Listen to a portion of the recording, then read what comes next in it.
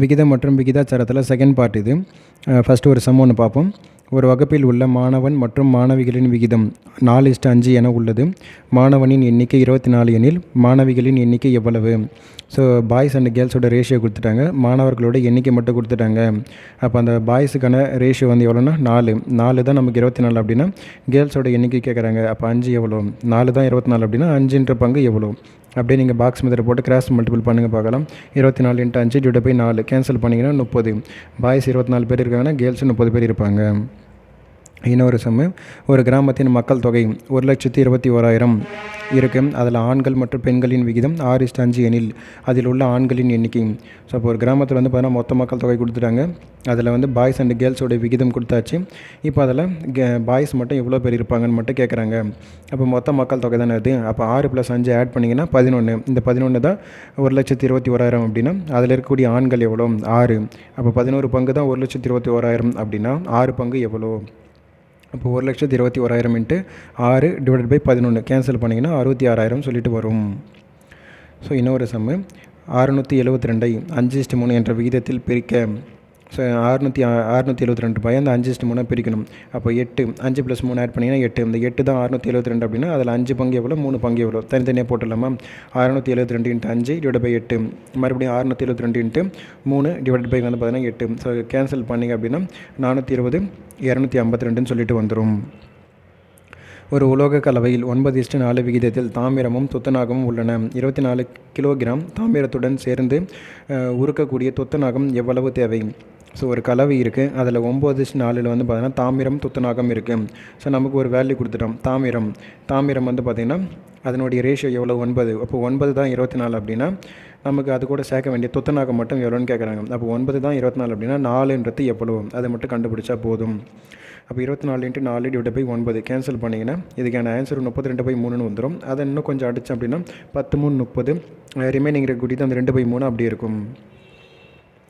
ஒரு உலோக கலவையில் தாமிரம் மற்றும் துத்தநாகத்தின் விகிதம் 5:3. உலோக கலவையில் வந்து தாமிரத்தோட எடை வந்து 30.5 கிராம். துத்தநாகத்தின் எடை கேட்குறாங்களா? ஸோ 5:3 என்ற விகிதத்தில் இருக்குது. எது வந்து பார்த்தீங்கன்னா தாமிரம், எது துத்தநாகம் சொல்லிட்டு தெரிஞ்சிடும். ஃபஸ்ட்டு நமக்கான வேல்யூ கொடுத்துருக்குது தாமிரம் தான். ஃபஸ்ட்டு தாமிரம் தான் கொடுத்துருக்காங்க விகிதத்தில். அப்போ 5 தான் நமக்கு 30.5 அப்படின்னா துத்தநாகத்துடைய வேல்யூ மட்டும் கேட்குறாங்க. அப்போ 3 பங்கு எவ்வளோன்னு மட்டும் தெரிஞ்சாகணும். 5 பங்கு 30.5னா 3 பங்கு எவ்வளோ?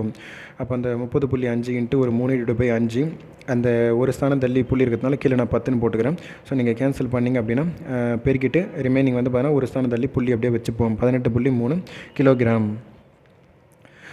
அடுத்த சம்மு, ராகுல் தனது தோட்டத்தில் உள்ள ஒரு மரத்தின் உயரத்தை அறிய விரும்பினார். அப்போது அவர் தனது உயரத்தையும் தனது நிழலின் நீளத்தையும் அளந்து 4:1 என்ற விகிதத்தில் உள்ளதை அறிந்தார். பின்பு மரத்தின் நிழலின் நீளம் 15 அடி எனில் மரத்தின் உயரம் என்ன? ஸோ இங்கே பொறுத்தவரைக்கும் ஒரு மனுஷனுடைய உயரம், அவனுடைய நீளம், அதேமாரி ஒரு மரத்தினுடைய உயரம், அவனுடைய மரத்தினுடைய நிழல், இது ரெண்டுத்துக்கும் கரெக்டாக யாருக்கு எது போடுறோமோ அந்த வேல்யூ அங்கே கரெக்டாக போடணும். ரெண்டுத்துக்கும் மாற்றி எதனா சப்ஸ்டிட் பண்ணிங்கன்னா ஆன்சர் வராது.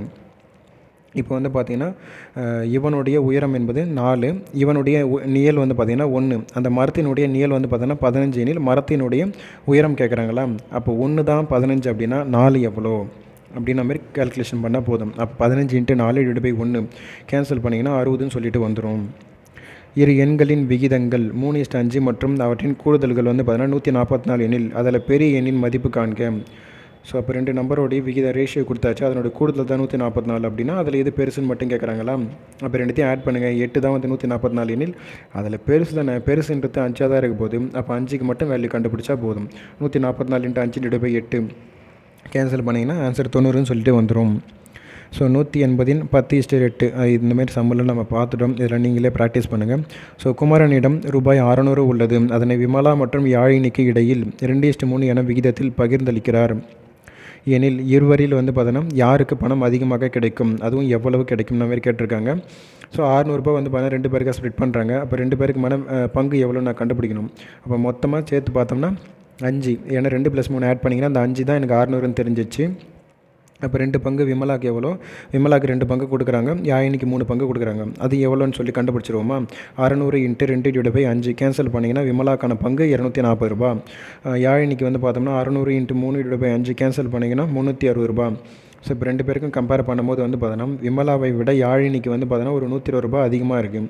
ஸோ யாழினிக்கு விமலாவை விட 120 அதிகமாக இருக்குது. Option D. ரமேஷ் மீனா வந்து ரூபாய் 25,000 3:2 என்ற விகிதத்தில் பிரித்து கொண்டனர். அதன் பிறகு ஒவ்வொருவரும் தன் பங்கில் வந்து ரூபாய் 5,000 வந்து பார்த்தீங்கன்னா முதலீடு செய்கின்றனர். தற்போது மீனாவுக்கும் ரமேஷுக்கும் உள்ள பங்கின் புதிய விகிதம். ஸோ ஃபஸ்ட்டு ஒரு அமௌண்ட்டுங்க, அதை 2 பேருமே தனியாக ஸ்ப்ளிட் பண்ணி ஆளுக்கு 3:2 விகிதத்தில் பிரித்து எடுத்துக்கிட்டாங்க. அப்புறமா நமக்கு வந்த அமௌண்ட்டில் ஒரு 5,000 இன்வெஸ்ட் பண்ணி அதுக்கான ரேஷியோ என்னன்னு சொல்லிட்டு கேட்குறாங்க. சரி, சொல்யூஷனுக்கு போய்டுவோம். ஸோ 2 பேருக்குமான பங்குன்னா இப்போ மொத்த பங்கு எவ்வளோ? 3 + 2 ஆட் பண்ணிங்கன்னா 5. அப்போ 5 தான் 25,000 அப்படின்னா 3 எவ்வளோ 2 எவ்வளோன்னு சொல்லிட்டு கண்டுபிடிச்சா போதும். ஸோ ரமேஷுக்கு வந்து பார்த்தீங்கன்னா 3 பங்கு, மீனாக்கு வந்து பார்த்தீங்கன்னா 2 பங்கு. ஸோ இவங்களுக்கான வேல்யூன்னு பார்க்கும்பொழுது இப்போ நான் டேரெக்டாக இங்கே 5 அடித்தேன் அப்படின்னா 5 5 25ன்னு சொல்லிட்டு வந்துருமா. அப்போ 3 5 15, 2 5 10, அப்படின்னா 15,000. ரமேஷுக்கும் மீனாவுக்கு வந்து பார்த்தீங்கன்னா ஒரு 10,000. இப்போ வந்து பார்த்தீங்கன்னா ஆளுக்கு தன்னோட பங்குகள் வீதம் வந்து பார்த்தீங்கன்னா ஒரு 5,000 சொல்லிட்டு அதில் இன்வெஸ்ட் பண்ணுறாங்க. அப்போ மொத்தமாக ஆட் பண்ணிங்கன்னா 20,000, இது ஒரு 15,000. ஸோ இப்போ அதுக்கான ரேஷியோன்னு பார்க்கும்போது அந்த பக்கம் 3 0, இந்த பக்கம் 3 0 கேன்சலேஷன் ஆகிடும். 5 அடித்தோம்னா 4 5 20, இங்கே 3 5 15ன்னு வரும். ஸோ புது விகிதம் தான் கேட்குறாங்க. அது யாருக்கும் கேட்குறாங்க, மீனாவுக்கும் ரமேஷுக்கும். ஸோ மீனாக்குன்னும் போது 3, ரமேஷுக்குன்னும் போது 4. அப்போ 3:4 தான் ஆன்சரு. எடுத்து எழுதும் போது கரெக்டாக எழுதணும், மாற்றி எழுதினோம்னா தப்பாக போயிடும். ஸோ அடுத்ததாக இன்னொரு கொஸ்டின். ஒரு கோடு 4 பக்கங்களாக பிரிக்கப்படுகிறது. அதன் விகிதங்கள் முறையே 1:2 3:6. கோட்டின் நீளங்கள் வந்து பார்த்தீங்கன்னா 960 மில்லிமீட்டர் எனில் ஒவ்வொரு பாகத்தின் அளவை காண்க. ஸோ இப்போ இது மொத்தத்தையும் ஆட் பண்ணுங்கள். 6 ஒரு 3 கூட்டினா 9, 9 10 12. அப்போ 12 தான் வந்து பார்த்தோன்னா நமக்கு 960. அதில் 1 எவ்வளோ, 2 எவ்வளோ, 3வது பாகம் எவ்வளோ, 6வது பாகம் எவ்வளோன்னு சொல்லிட்டு தனித்தனியாக நம்ம பாக்ஸ் மெத்தட் போட்டு கேன்சல் பண்ணிக்கலாம். 12 தான் 960 அப்படின்னா 1 எவ்வளோ ஃபஸ்ட்டு கண்டுபிடிக்கணும். 12ஆல் அடித்தோம் அப்படின்னா 80 வந்துடும். அப்போ 80 × 1னா 80 தான் வரப்போகுது. 80 × 2 அப்படின்னா 160, 80 × 3 அப்படின்னா 240, 80 × 6னா 480. ஸோ இதுதான் நமக்கு ஒவ்வொரு பாகத்துடைய தனித்தனி அளவுகள். ஸோ அடுத்த சம்ஸ் எல்லாம் நீங்கள் ப்ராக்டிஸ் பண்ணு. ஸோ அடுத்த ஒரு சம்மு, இரு முழு எண்களின் வித்தியாசம் 72. அந்த இரு எண்களின் விகிதம் 3:5 எனில் அந்த இரு எண்களை காண்க. ஸோ 2 நம்பருக்கான வித்தியாசம். அப்போது 3க்கும் 5க்குமான வித்தியாசம்னு பார்த்தோம்னா வந்து 2. அந்த 2 தான் 72 அப்படின்னா அப்போ 3 எவ்வளோ 5 எவ்வளோன்னு சொல்லிட்டு தனித்தனியாக கண்டுபிடிக்கணும். இதுக்கு முன்னாடி சம்பளம் வந்து அதனுடைய கூடுதல் அப்படின்னா மாதிரி இருக்கும், அதனுடைய மொத்தம் அப்படின்னா மாதிரி இருக்கும். அதனால் அதை ஆட் பண்ணி அந்த அமௌண்ட்டுக்கு ஈக்குவல் பண்ணுவோம். ஆனால் இதனுடைய வித்தியாசம் அப்படின்னு சொல்லிட்டோம். அப்போ 5க்கும் 3க்குமான வித்தியாசம்னு பார்த்தோம்னா 2. அந்த 2 தான் 72 அப்படின்னா 3 எவ்வளோ 5 எவ்வளோன்னு சொல்லிட்டு பாக்ஸ் மெத்தட் போட்டு கண்டுபிடிச்சிங்கன்னா உங்களுக்கு ஆன்சர்ன்றது தனித்தனியாக வந்துடும். இல்லாட்டியும் பரவாயில்ல, நம்ம ஈக்குவேஷன் கூட போடலாம். 5x - 3x = 72. ஸோ அப்போ கழிச்சோம் அப்படின்னா 2x = 72ன்னு வரும். 2ஆல் அடித்தோம் அப்படின்னா x = 36ன்னு வந்துடும். அப்போது x எடுத்துகிட்டு போய்ட்டு 5ல் சப்ஸ்டியூட் பண்ணுங்கள். அதேமாதிரி 3லேயும் வந்து பார்த்தீங்கன்னா சப்ஸ்டியூட் பண்ணிங்க அப்படின்னா 180 × வந்து ஒரு 108ன்னு சொல்லிட்டு வரும். இரு எண்களின் விகிதம் 9:5 எனில் அவற்றின் கூட்டுத்தொகை வந்து 224 இருப்பின் அவ்விரு எண்களின் யாவை? ஸோ ரெண்டுத்துக்கும் தானே விகிதம் தானே கேட்குறாங்க. ஸோ அப்போ 9 ஒரு 5 இங்கே ஆட் பண்ணிங்கன்னா 14 வருமா. 14 தான் 224 அப்படின்னா 9 எவ்வளோ 5 எவ்வளோ தனித்தனியாக கண்டுபிடிச்சிங்கன்னா வேல்யூ வந்து 144 80ன்னு வரும். ஈக்குவேஷன்லையும் பண்ணலாம், பாக்ஸ்லையும் போகலாம். நமக்கு வந்து டைரெக்டாக பாக்ஸுக்கே போயிடுங்க, ஒரே மெத்தடே ஃபாலோ பண்ணிட்டு வந்துடுவோம். ஒரு வரைபடத்தின் அளவு வந்து பார்த்தோன்னா 1:3 கோடி என வழங்கப்படுகிறது. வரைபடத்தின் இரு நகரங்களுக்கு இடையே உள்ள தொலைவு 4 சென்டிமீட்டர் எனில் உண்மையில் அவ்விரு நகரங்களுக்கு இடையே உள்ள தொலைவை காண்க. ஸோ இது பாக்ஸ் மெத்தடிக்கே போய்டும். அவன் என்ன கொடுத்துட்டான், 1:3 கோடின்னு சொல்லி கொடுத்துட்டான். அது வந்து சென்டிமீட்டர்ஸ் எல்லாமே. நமக்கு ஆப்ஷன் பார்த்திங்கன்னா எல்லாமே கிலோமீட்டர்ஸில் இருக்குது. அப்போ யூனிட் வந்து பார்த்திங்கன்னா கன்வெர்ட் பண்ணுறோம், அதை ஞாபகம் வச்சுக்கணும். இப்போ என்ன பண்ணுங்கள், 1 தான் 4 அப்படின்னா அந்த 3 கோடி வந்து பார்த்தோன்னா எவ்வளோன்ற மாரி நம்ம கண்டுபிடிச்சிட்டா மட்டும் போதும். இப்போ 4 × அந்த ஒரு 3 கோடி அப்படியே பெருக்குனிங்க அப்படின்னா வந்து அதுக்கு முன்னாடி நம்ம பார்த்தோம்னா வந்து 4 × இந்த 3 கோடி டிவைடட் பை வந்து பார்த்தோன்னா அது சென்டிமீட்டரில் இருக்குது. நாம் இதை கிலோமீட்டரை கன்வெர்ட் பண்ணுறோம். ஒரு மீட்டர் வந்து பார்த்திங்கன்னா 100 சென்டிமீட்டர் ஆகுமா. அப்போ 1 கிலோமீட்டர் = 1000 மீட்டர். அப்போது 1 மீட்டர் வந்து நான் 100 சென்டிமீட்டர் எழுதுனா அப்போ 1000 மீட்டர் வந்து பார்த்தீங்கன்னா எத்தனை சென்டிமீட்டர்னு எழுதுவேன், 1,00,000 சென்டிமீட்டர்னு எழுதுவேனா.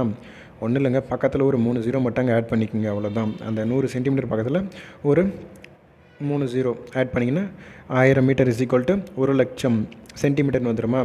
இப்போது எனக்கு இங்கே சென்டிமீட்டர் இருக்குது, அதை நான் கிலோமீட்டருக்காக கன்வெர்ட் பண்ணுறேன் அப்படின்னும் பொழுது அந்த 1,00,000ன்றது கீழே போடுங்க. டிவைடில் போட்டிங்கன்னா இந்த 3 0 3 0 2 0 2 0 கேன்சலேஷன் ஆகிடும். அப்புறம் 4 × 3 12, அந்த 2 0 மட்டும் பக்கத்தில் வந்துடும். 1200 கிலோமீட்டர். அவ்வளோதான் ஆன்சர் இதுக்கு. அவ்வளோதான். டைப் 9ல் இருக்கக்கூடிய சம்ஸ் எல்லாம் பார்த்து முடிச்சிட்டோம். அப்புறம் டைப் 10ல் இருக்கக்கூடிய சில சம்ஸ் மட்டும் பார்ப்போம். ஒரு முக்கோணத்தின் பக்கங்கள் 3:4:5 என்ற விகிதத்தில் உள்ளது எனில் அதன் மிகப்பெரிய கோணத்தின் அளவு யாது? நம்ம நீங்கள் இந்த 2D பார்த்துருந்தீங்கன்னா இந்த சம் நீங்கள் ஈஸியாக கெஸ் பண்ணுவீங்க. ஏன் அப்படின்னா, ஒரு முக்கோணத்தின் 3 கோணங்களின் கூடுதல் அப்படின்னும் போது நம்ம பார்த்துருப்போம். ஒவ்வொரு கோணமும் பார்த்தோம்னா 60 அப்போ 3 கோணங்களின் கூடுதல்னும் போது 180. நமக்கு அந்த வேல்யூ கொடுத்துட்டாங்க இல்லையா, முக்கோணத்தின் 3 பக்கங்கள் 3, 4, 5. அப்போ 3 பக்கத்தையும் ஆட் பண்ணிக்குமா? ஸோ 9, இது ஒரு 4 ஆட் பண்ணிங்கன்னா 12. ஸோ அப்போ 12 தான் நமக்கு 180 அப்படின்னா இதில் பெரிய கோணம்னா இதில் 5 தான் பெருசாக இருக்கும். அப்போ 5 மட்டும் எவ்வளோன்னு கண்டுபிடிச்சா மட்டும் போதும். 12 தான் 180னா 5 எவ்வளோ கேன்சல் பண்ணிங்கன்னா 75 டிகிரின்னு சொல்லிட்டு வந்துடும். ஒரு கோணத்தில் கோணங்கள் 3, 4, 5 என்ற விகிதத்தில் உள்ளது எனில் அந்த கோணங்களை காண்க. ஸோ இப்போ நம்ம கொடுத்துட்டாங்கன்னா தனித்தனியாக கேட்குறாங்க. ஸோ 3, 4 ஒரு 5 ஆட் பண்ணிங்கன்னா 12 தான் முக்கோணத்துக்கு 180 டிகிரின்னு சொல்லிட்டு தெரியும். தனித்தனியாக 5 எவ்வளோ, 4 எவ்வளோ, 3 எவ்வளோன்னு போட்டிங்கன்னா 75 டிகிரி, 60 டிகிரி, 45 டிகிரின்னு சொல்லிட்டு வந்துடும். ரம்யா ஒவ்வொரு மாதமும் ரூபாய் 28,296 சம்பாதிக்கிறார். அதனை 4:1:3 என்ற விகிதத்தில் முறையே கல்வி, சேமிப்பு மற்றும் இதர செலவுகள் செய்கிறார் எனில் அவர் சேமிக்கும் தொகை எவ்வளவு? ஸோ அதில் சேமிப்பு மட்டும் கேட்டிருக்காங்க. ஸோ இப்போ என்ன பண்ணுங்கள், இது ஓவரால் அமௌண்ட்டு, இந்த ஓவரால் ரேஷியோ மொத்தமே ஆட் பண்ணுங்கள். ஸோ இது ஒரு 7, இது 1 8. இந்த 8 தான் 28,296 எனில் அதில் சேமிப்பு மட்டும்தான் கேட்குறாங்க. நமக்கு சேமிப்புன்றது நடுவில் இருக்கக்கூடிய அந்த வேல்யூ தான். அப்போ 1 தான் பார்த்தீங்கன்னா இங்கே சேமிப்பு. ஸோ 8 பங்கு பார்த்தீங்கன்னா 28,296. அதில் ஒரு பங்கு எவ்வளோ அது மட்டும் கண்டுபிடிச்சா போதும். 28,000 × 296 × 1/8 கேன்சல் பண்ணிங்க அப்படின்னா 3,537 சொல்லிட்டு வந்துடும்.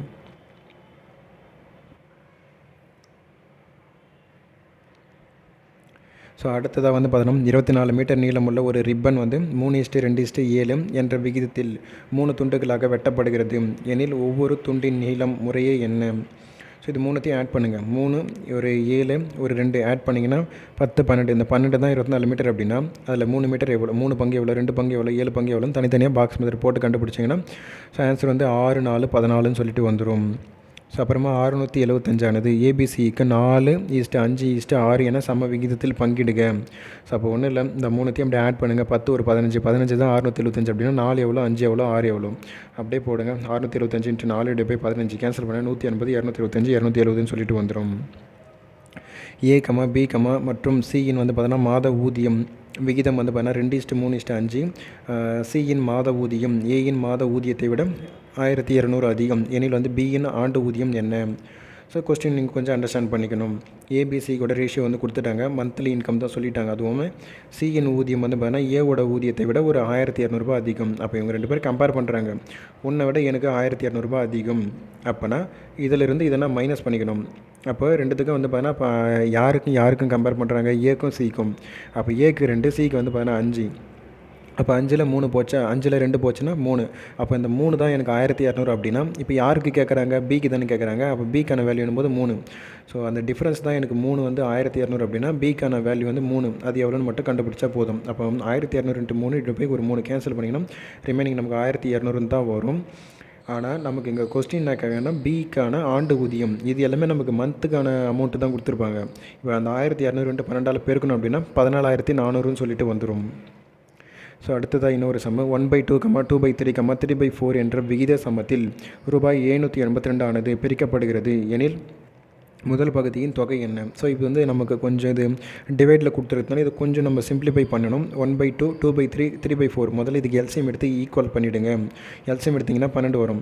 ஸோ 2 கூட நான் என்ன நம்பர் பெருக்கினா எனக்கு 12 வரும், 6. அதேமாரி மேலேங்கிலையும் 6ஆல் பெருக்கணும். அதேமாரி 3 கூட நான் என்ன நம்பர் பெருக்கினா எனக்கு 12 வரும், 4. மேலேங்கிலையும் 4ஆல் பெருக்கிடுங்க. ஸோ 4 கூட என்ன நம்பர் பெருக்கினா எனக்கு 12 வரப்போகுது, 3. அப்போ மேலேங்கிலையும் 3ஆல் பெருக்கிட்டிங்கன்னா 6:8:9 வந்துடும். ஸோ நமக்கு தேவையான ரேஷியோ 6, 8, 9 வந்துச்சு. இதனுடைய டோட்டல் பாருங்கள். இதனுடைய டோட்டல் பார்த்தீங்கன்னா 23. 6, 8, ஒரு 9 ஆட் பண்ணிங்கன்னா 23. இந்த 23 தான் எனக்கு 782. இதில் மிகப்பெரிய வேல்யூ அப்படின்னும் பொழுது நமக்கு எதுனா 9 தான் இதில் பெருசு. முதல் பகுதியின் வேல்யூ தான் கேட்குறாங்க. இதில் முதல் பகுதியின் வேல்யூ அப்படின்னா 6 தான் எவ்வளோன்னு மட்டும் கண்டுபிடிச்சா போதும். 23ன்றது 782 அப்படின்னா அப்போ 6 பங்கு மட்டும் எவ்வளோ, 782 × 6 / ஒரு 23 அடித்தோம்னா நமக்கு ஆன்சர் 204ன்னு சொல்லிட்டு வரும். ஸோ இன்னொரு சம்மு 420 வந்து ஏ கமா பி கமா மற்றும் சிக்கு 1/3 5/6 7/9 விகிதத்தில் பிரித்து கொடுத்தால் பியின் பங்கு மட்டும் யாதுன்னு கேட்குறாங்க. ஸோ அதுக்கும் இதே மாதிரி தான் ஃபஸ்ட்டு டிவைடரில் எல்சிஎம் எடுத்து ரேஷியோ எல்லாம் ஈக்குவல் ஆக்க பாருங்கள். ஸோ அப்படின்னு பார்த்தோம்னா நமக்கு எல்சிஎம்மில் 18 வரும். 3 கூட என்ன நம்பர் பேருக்குன்னா 18 வரும்போது 6 3 18 வருமா. 6 கூட என்ன நம்பர் பேருக்குன்னா 18 வரும் 3, அப்போ 3 5 15 கீழே 18 வந்துடும். 9 கூட என்ன நம்பர் பேருக்குன்னா 18 வரும் 2, அப்போ 7 2 14 கீழே 18 வந்துடும். ஸோ அடிமானம் சமமெனில் அப்படியே வந்து பார்த்தீங்கன்னா அடுக்கு நம்ம ஆட் பண்ணிக்கலாம். ஆனால் இங்கே ஆட் பண்ண வேணாம், அப்படியே ரேஷியோவில் வச்சுப்போம். 6:15:14. ஸோ இப்போ நமக்கு கண்டுபிடிச்சோமா, இப்போ அந்த 6 15 14 ஆட் பண்ணிங்கன்னா 35ன்னு வந்துடுமா. இப்போ இந்த 35 தான் நமக்கு 420. இதில் யாருக்கு கேட்குறாங்க, பியோட பங்குனா இதில் வந்து பார்த்தோன்னா 15 மட்டும் எவ்வளோன்னு கண்டுபிடிச்சா போதும். 420 × 15 / ஒரு 35 கேன்சல் பண்ணிங்கன்னா 180ன்னு வந்துடும். 3 எண்களின் கூடுதல் வந்து 264 எனில் முதல் எண் இரண்டாவது எண்ணை போல 2 மடங்கு, மூன்றாவது எண் முதல் எண்ணை போல 3 1 பங்கு எனில் இரண்டாவது எண் யாது. ஸோ இதானே கேட்டுருக்காங்க. ஸோ நம்ம முதல்ல அந்த 3 எண்கள் எடுத்து தனித்தனியாக எழுதிடுவோம் ஏபிசின்னு சொல்லிட்டு. இப்போ ஃபஸ்ட்டு ஒரு ஸ்டேட்மெண்ட் மட்டும் கம்பேர் பண்ணுவோம். முதல் எண்ணானது இரண்டாவது எண்ணை போல் 2 மடங்கு.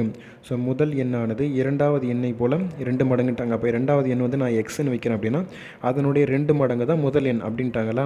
இப்போ பாருங்கள் கரெக்டாக இருக்குதா. பிக்கு நான் எக்ஸ்னா அதனுடைய 2 மடங்கு முதல் எண் 2x வந்துச்சுங்களா.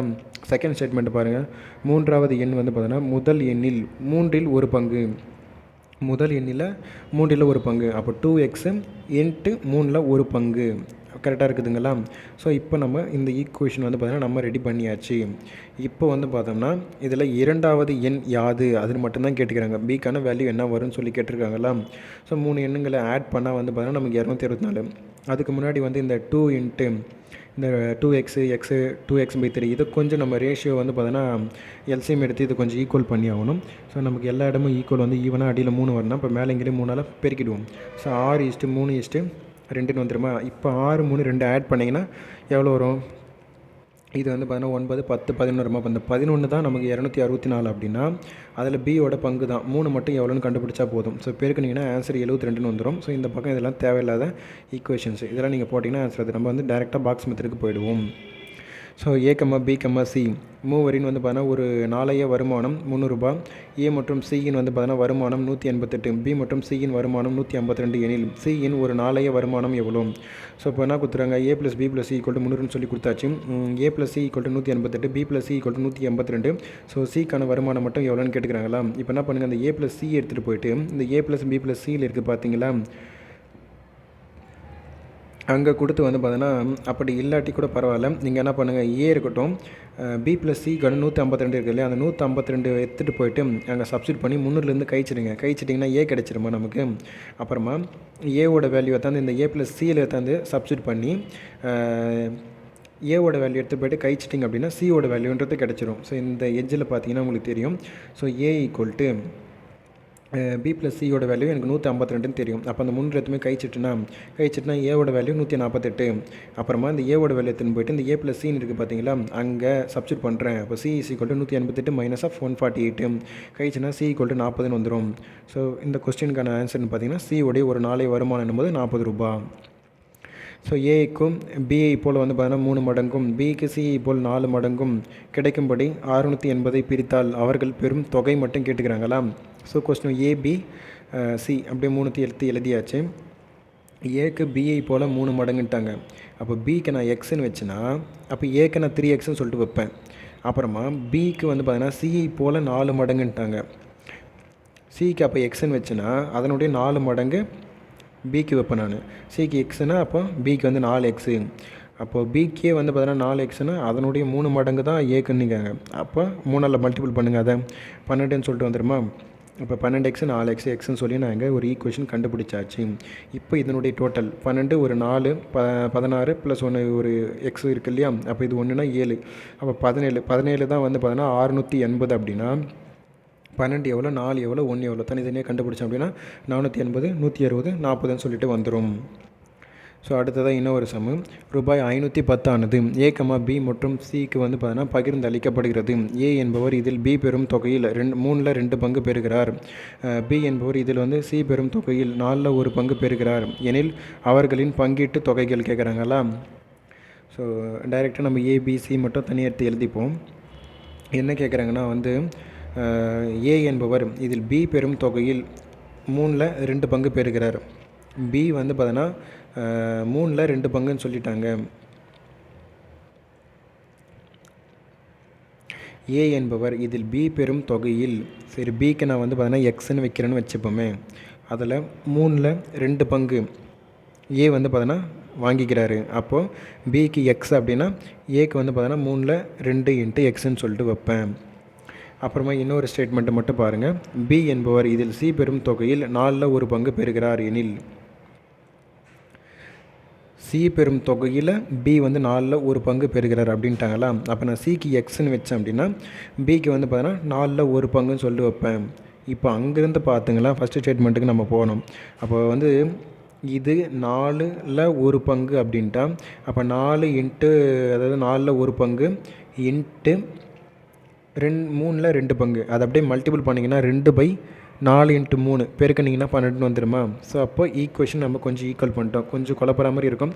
கொஞ்சம் நிறுத்தி நிதானமாக பார்த்தீங்கன்னா உங்களுக்கு ஈஸியாக கிளியர் ஆகிடும். அதாவது ஃபஸ்ட்டு என்ன சொல்லியிருப்பாங்கன்னா, பிக்கு நம்ம எக்ஸ்ன்னு கொடுத்தோம் அப்படின்னா அதை இவர் வந்து பார்த்தோன்னா 2 பங்கு, பிக்கு 3 அப்படின்னா அதில் 2 பங்கு வந்து ஏ வந்து வாங்கியிருப்பார் அப்படின்னு நம்ம சொல்லியிருப்பாங்க. அதுக்கு அடுத்ததாக வந்து பார்த்தோம்னா சிக்கு வந்து நம்ம எக்ஸ்ன்னு சொல்லி கொடுத்தோம் அப்படின்னா பி வந்து பார்த்திங்கன்னா 1 பங்கு வந்து பார்த்தோன்னா வாங்கியிருப்பார். ஸோ அப்படின்ன மாரி கொடுத்தாச்சா. இப்போ அங்கேருந்து ஏன்னா பிக்கு இப்போ 1 தெரிஞ்சு போச்சு. இதில் 2 பங்கு ஏ வந்து வாங்கியிருக்க போகிறாரு. அப்போனா அப்படியே 3 இன்ட்டு 2 அப்போ 1 இன்ட்டு 4 அப்படியே பெருக்குனிங்கன்னா வந்து ஸோ அந்த ஆன்சர் 2 வந்துடும் நமக்கு. ஸோ 2 இன்ட்டு வந்து பார்த்தீங்கன்னா 1 பெருக்கணும் அப்படின்னா 2x/12ன்னு சொல்லிட்டு வந்துடும். ஸோ இப்போ இதுக்கு நம்ம வந்து எல்சிஎம்லாம் எடுத்தோம் அப்படின்னா வந்து டிவைடடில் ஈக்குவல் பண்ணிட்டோம் அப்படின்னா ஸோ 2ஆல் அடிச்சோம்னா 6 வந்துடுமா. எல்சிஎம் எடுத்துனா 24 வந்துடும். மேலேங்களையும் பேருக்குன்னா நமக்கு வந்து 24 வரணும். 6 கூட என்ன நம்பர் பேருக்குன்னா 24 வரப்போகுது 4. இங்கே 4 கூட என்ன நம்பர் பேருக்குன்னா 24 இருப்பது 6. 24 கூட எதுவும் இல்லை, அங்கே நம்ம 24 தான் மல்டிபிள் பண்ணி ஆகணும் ஏன்னா மேலேங்களையும். ஸோ அப்போ 4, 6, 24 வந்துச்சா. இது 3 நீங்கள் ஆட் பண்ணிங்க அப்படின்னா 34ன்னு சொல்லிட்டு வந்துடும். இந்த 34 தான் நமக்கு வந்து பார்த்தோம்னா கொஸ்டினில் 510ன்னு கொடுத்துருப்பாங்க. இப்போ ஒவ்வொன்றுத்துக்கும் தனித்தனியாக கண்டுபிடிக்கணும். 4 எவ்வளோ, 6 எவ்வளோ, 24 எவ்வளோன்னு தனித்தனியாக கண்டுபிடிச்சோம்னா வேல்யூ கிடச்சிரும். 60, 90, 360. ஸோ இந்த ஏபிசிக்கு மட்டும் நீங்கள் கொடுத்துக்கிறது எழுத்து இந்த மாதிரி நீங்கள் ஃபார்ம் பண்ணிட்டீங்க அப்படின்னா உங்களுக்கு சம்முன்றது ஈஸியாக தான் இருக்கும். அந்த இடத்துல நீங்கள் கன்ஃபியூஸ் ஆகிட்டிங்க அப்படின்னா சம் உங்களால் கண்டுபிடிக்க முடியாது. ஸோ அடுத்த ஒரு சம்மு. ஏயிலிருந்து ரூபாய் 10ஐயும் பியிலிருந்து 15ஐயும் சியிலிருந்து 20ஐயும் கழித்தால் அவர்கள் பெறும் தொகைகளின் விகிதம் 3:4:5 என்று இருக்கும்படி ரூபாய் 1245 பிரித்தால் ஒவ்வொருவரும் பெறும் தொகைகள் முறையே. இப்போ என்ன சொல்லிட்டாங்க, ஏயிலிருந்து 10 ரூபாயும் பியிலிருந்து 5 ரூபாயும் சியிலிருந்து 20 ரூபாயும் கழிக்கிறாங்க. ஆனால் மொத்த அமௌண்ட்டும் கொடுத்துட்டாங்க. ஸோ அவங்களுடைய பங்குகள் விகிதமும் சொல்லி கொடுத்தாச்சு. 3, 4, 5ன்னு சொல்லி கொடுத்தாச்சுங்களா. சரி இப்போ என்ன பண்ணுங்க, நம்ம வந்து A - 10 B - 15 C - 20 so equal to மொத்த அமௌண்ட்டு 1245. அப்போ A + B + C = அந்த அமௌண்ட்லாம் கூட்டி அந்த பக்கமாக எடுத்துகிட்டு போயிட்டு கழிச்சிங்க அப்படின்னா வந்து 1200ன்னு சொல்லிட்டு வந்துடுமா. இதில் வந்து பார்த்திங்கன்னா இந்த மாதிரி எழுதியிருக்கக்கூடாது. ஸோ இங்கே பாருங்கள், ஃபஸ்ட்டு எழுதியிருக்கேன் பாருங்கள், 1245 10 - 15 - 20 ஏன்னா கழிக்கிறோம் இல்லையா ஒவ்வொன்றுத்துலேருந்துமே. அப்போ ஒவ்வொருத்தர்கிட்டேருந்து அவ்வளோ அமௌண்ட்டு கழிச்சிட்டாங்க அப்படின்னா 1200 சொல்லிட்டு வந்துடுமா. சரி 1200 வந்துடுச்சு அப்படின்னா 3:4:5 இது வந்து நீங்கள் ஆட் பண்ணிங்க அப்படின்னா 12ன்னு வந்துடும். இந்த 12 தான் 1200 அப்படின்னா 3 எவ்வளோ, 4 எவ்வளோ, 5 எவ்வளோன்னு சொல்லிட்டு தனித்தனியாக கண்டுபிடிக்கணும். தனித்தனியாக கண்டுபிடிச்சிட்டிங்கன்னா 300, 400, 500ன்னு வந்துடும். இப்போ நம்ம ஆல்ரெடி ஒரு 10, 10, 15, 20ன்னு சொல்லிட்டு ஒவ்வொருத்தருக்கும் கழிச்சோம் இல்லையா, அந்த அமௌண்ட்லாம் ஆட் பண்ணிங்கன்னா 310, 415, 520ன்னு வரும். சரி ஒரு வேளை நீங்கள் வந்து பார்த்தீங்கன்னா இப்போ கழிக்கலை அப்படின்னா இதுக்கு நீங்கள் வந்து பார்த்தீங்கன்னா நான் கொஞ்சம் வேறு ஒரு மெத்தட் சொல்கிறேன், அதை நீங்கள் ட்ரை பண்ணி பாருங்கள். ஸோ 3, 4, 5 இது 3த்தையும் நீங்கள் ஆட் பண்ணிங்கன்னா 12 தான் 1245 அப்படின்னா ஒவ்வொன்றுத்துக்கும் தனித்தனியாக கண்டுபிடிங்க. 3 எவ்வளோ, 4 எவ்வளோ, 5 எவ்வளோன்னு தனித்தனியாக கண்டுபிடிச்சி அதிலிருந்து ஒரு 10, 15, 20ன்னு சொல்லிட்டு ஒவ்வொருத்தருக்குமே மைனஸ் பண்ணி அப்போ இந்த ஆன்சர் வருதான்னு மட்டும் செக் பண்ணி இங்கே கமெண்ட் செக்ஷனில் சொல்லுங்கள். ஸோ அடுத்து ஒரு சம் ஒன்று போயிடுவோம். ஒரு குடும்பம் பொங்கல் கொண்டாட்டத்திற்காக வீட்டை சுத்தம் செய்வதற்கு அவங்களுடைய ஒர்க்கை பார்த்தோம்னா 1:2:3 என்ற விகிதத்தில் பகிர்ந்து கொண்டனர் எனில் வேலையின் ஒவ்வொரு பகுதியும் அதாவது சதவிகிதத்தில் வெளிப்படுத்துகன்னு சொல்லி கொடுத்தாச்சு. ஒரு வீடு இருக்குது, ஒரு 4 ரூம் இருக்குதுன்னு வச்சுப்போமே. ஒருத்தருக்கு ஒரு ரூமு, இன்னொருத்தருக்கு 2 ரூமு, இன்னொருத்தருக்கு பார்த்தா 3 ரூம்னு சொல்லிட்டு ஆளுக்கு தனித்தனியாக இந்த மாதிரி பிரிச்சுக்கிட்டாங்க. அவங்களுடைய இதை நம்ம பர்சன்டேஜில் கேட்குறாங்க. ஸோ எவ்வளோ பர்சன்டேஜெலாம் நமக்கு தெரியாதனால ஸ்டார்டிங்கில் 100ன்னு சொல்லிட்டு வச்சுப்போம். ஸோ 100 தான். அதாவது இப்போ அந்த வேல்யூ நம்ம ஆட் பண்ணிட்டோமா, 1 3 2 இதை நீங்கள் ஆட் பண்ணிட்டீங்க அப்படின்னா 5 6, இந்த 6 தான் 100% அப்படின்னா 1 எவ்வளோ, 2 எவ்வளோ, 3 எவ்வளோன்னு பார்த்துட்டா போதும். ஸோ 6 தான் 100 அப்படின்னா அதில் 1% எவ்வளோ, 2% எவ்வளோ, 3% அப்படின்றது எவ்வளோன்னு ஒவ்வொன்றுத்துக்கும் கண்டுபிடிச்சோம் அப்படின்னா 16 × 2/3%, 33%, அப்புறமா 50%ன்னு சொல்லிட்டு ஒவ்வொருத்தருக்குமே கிடைக்கும். ஸோ 120 மாணவர்கள் கொண்ட ஒரு குழுவில் 5/2 பங்கு மாணவர்கள் கணிதத்தையும், 8/3 பங்கு மாணவர்கள் அறிவியலையும், மீதி மாணவர்கள் சமூக அறிவியல் பாடத்தையும் விரும்புகிறார்கள் எனில் அவர்கள் விகிதாச்சாரம் யாது? ஒவ்வொருத்தருக்குமே ரேஷியோ கேட்குறாங்க. ஸோ 120 மாணவர்கள் இருக்காங்க. அதில் 5/2 பங்கு மாணவர்கள் கணிதம், 8/3 பங்கு அறிவியல், மீதி இருக்கக்கூடியவங்க.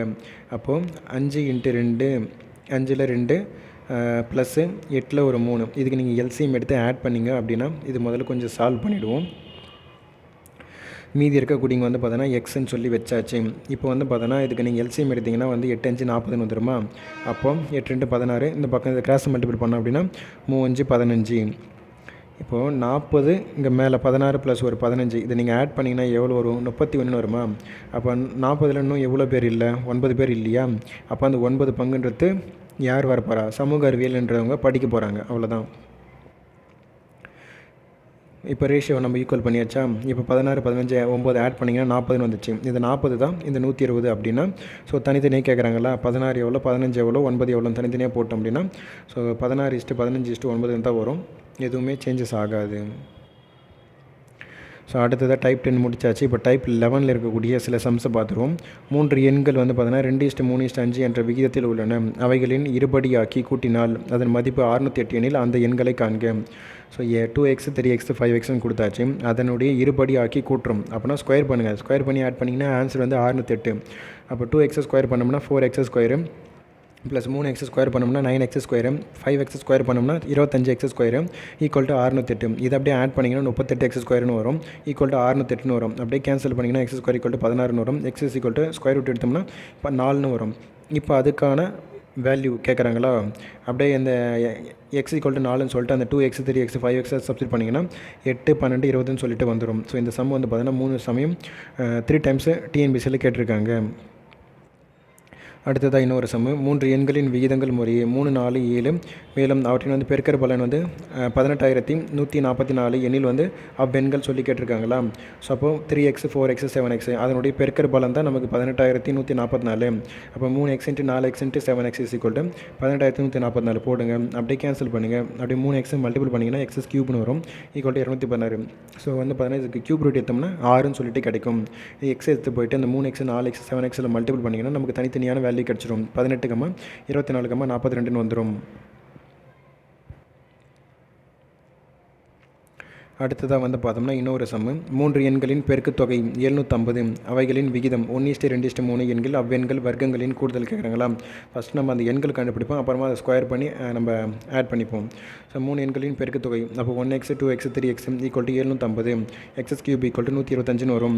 எக்ஸ் ஈக்குவல் டு எனக்கு 5ன்னு வரும். ஸ்கொயர் கியூப் ரூட் எடுத்தோம்னா ஸோ இப்போ இதனுடைய வர்க்கங்களின் கூடுதல் அப்படின்னும் பொழுது நான் முதல்ல எக்ஸ் எடுத்துகிட்டு போய்ட்டு இந்த 1x 2x 3x value substitute பண்ணி கண்டுபிடிக்கணும். 5 10 15ன்னு வந்துடும். அதை ஸ்கொயர் பண்ணணும், ஏன்னா வர்க்கங்களின் கூடுதல் கேட்குறாங்க. 5 ஸ்கொயர் பண்ணால் 25, 10 ஸ்கொயர் பண்ணால் 100, ப்ளஸ் 15 ஸ்கொயர் பண்ணால் 225, ஆட் பண்ணிங்கன்னா 350ன்னு சொல்லிட்டு வந்துடும்.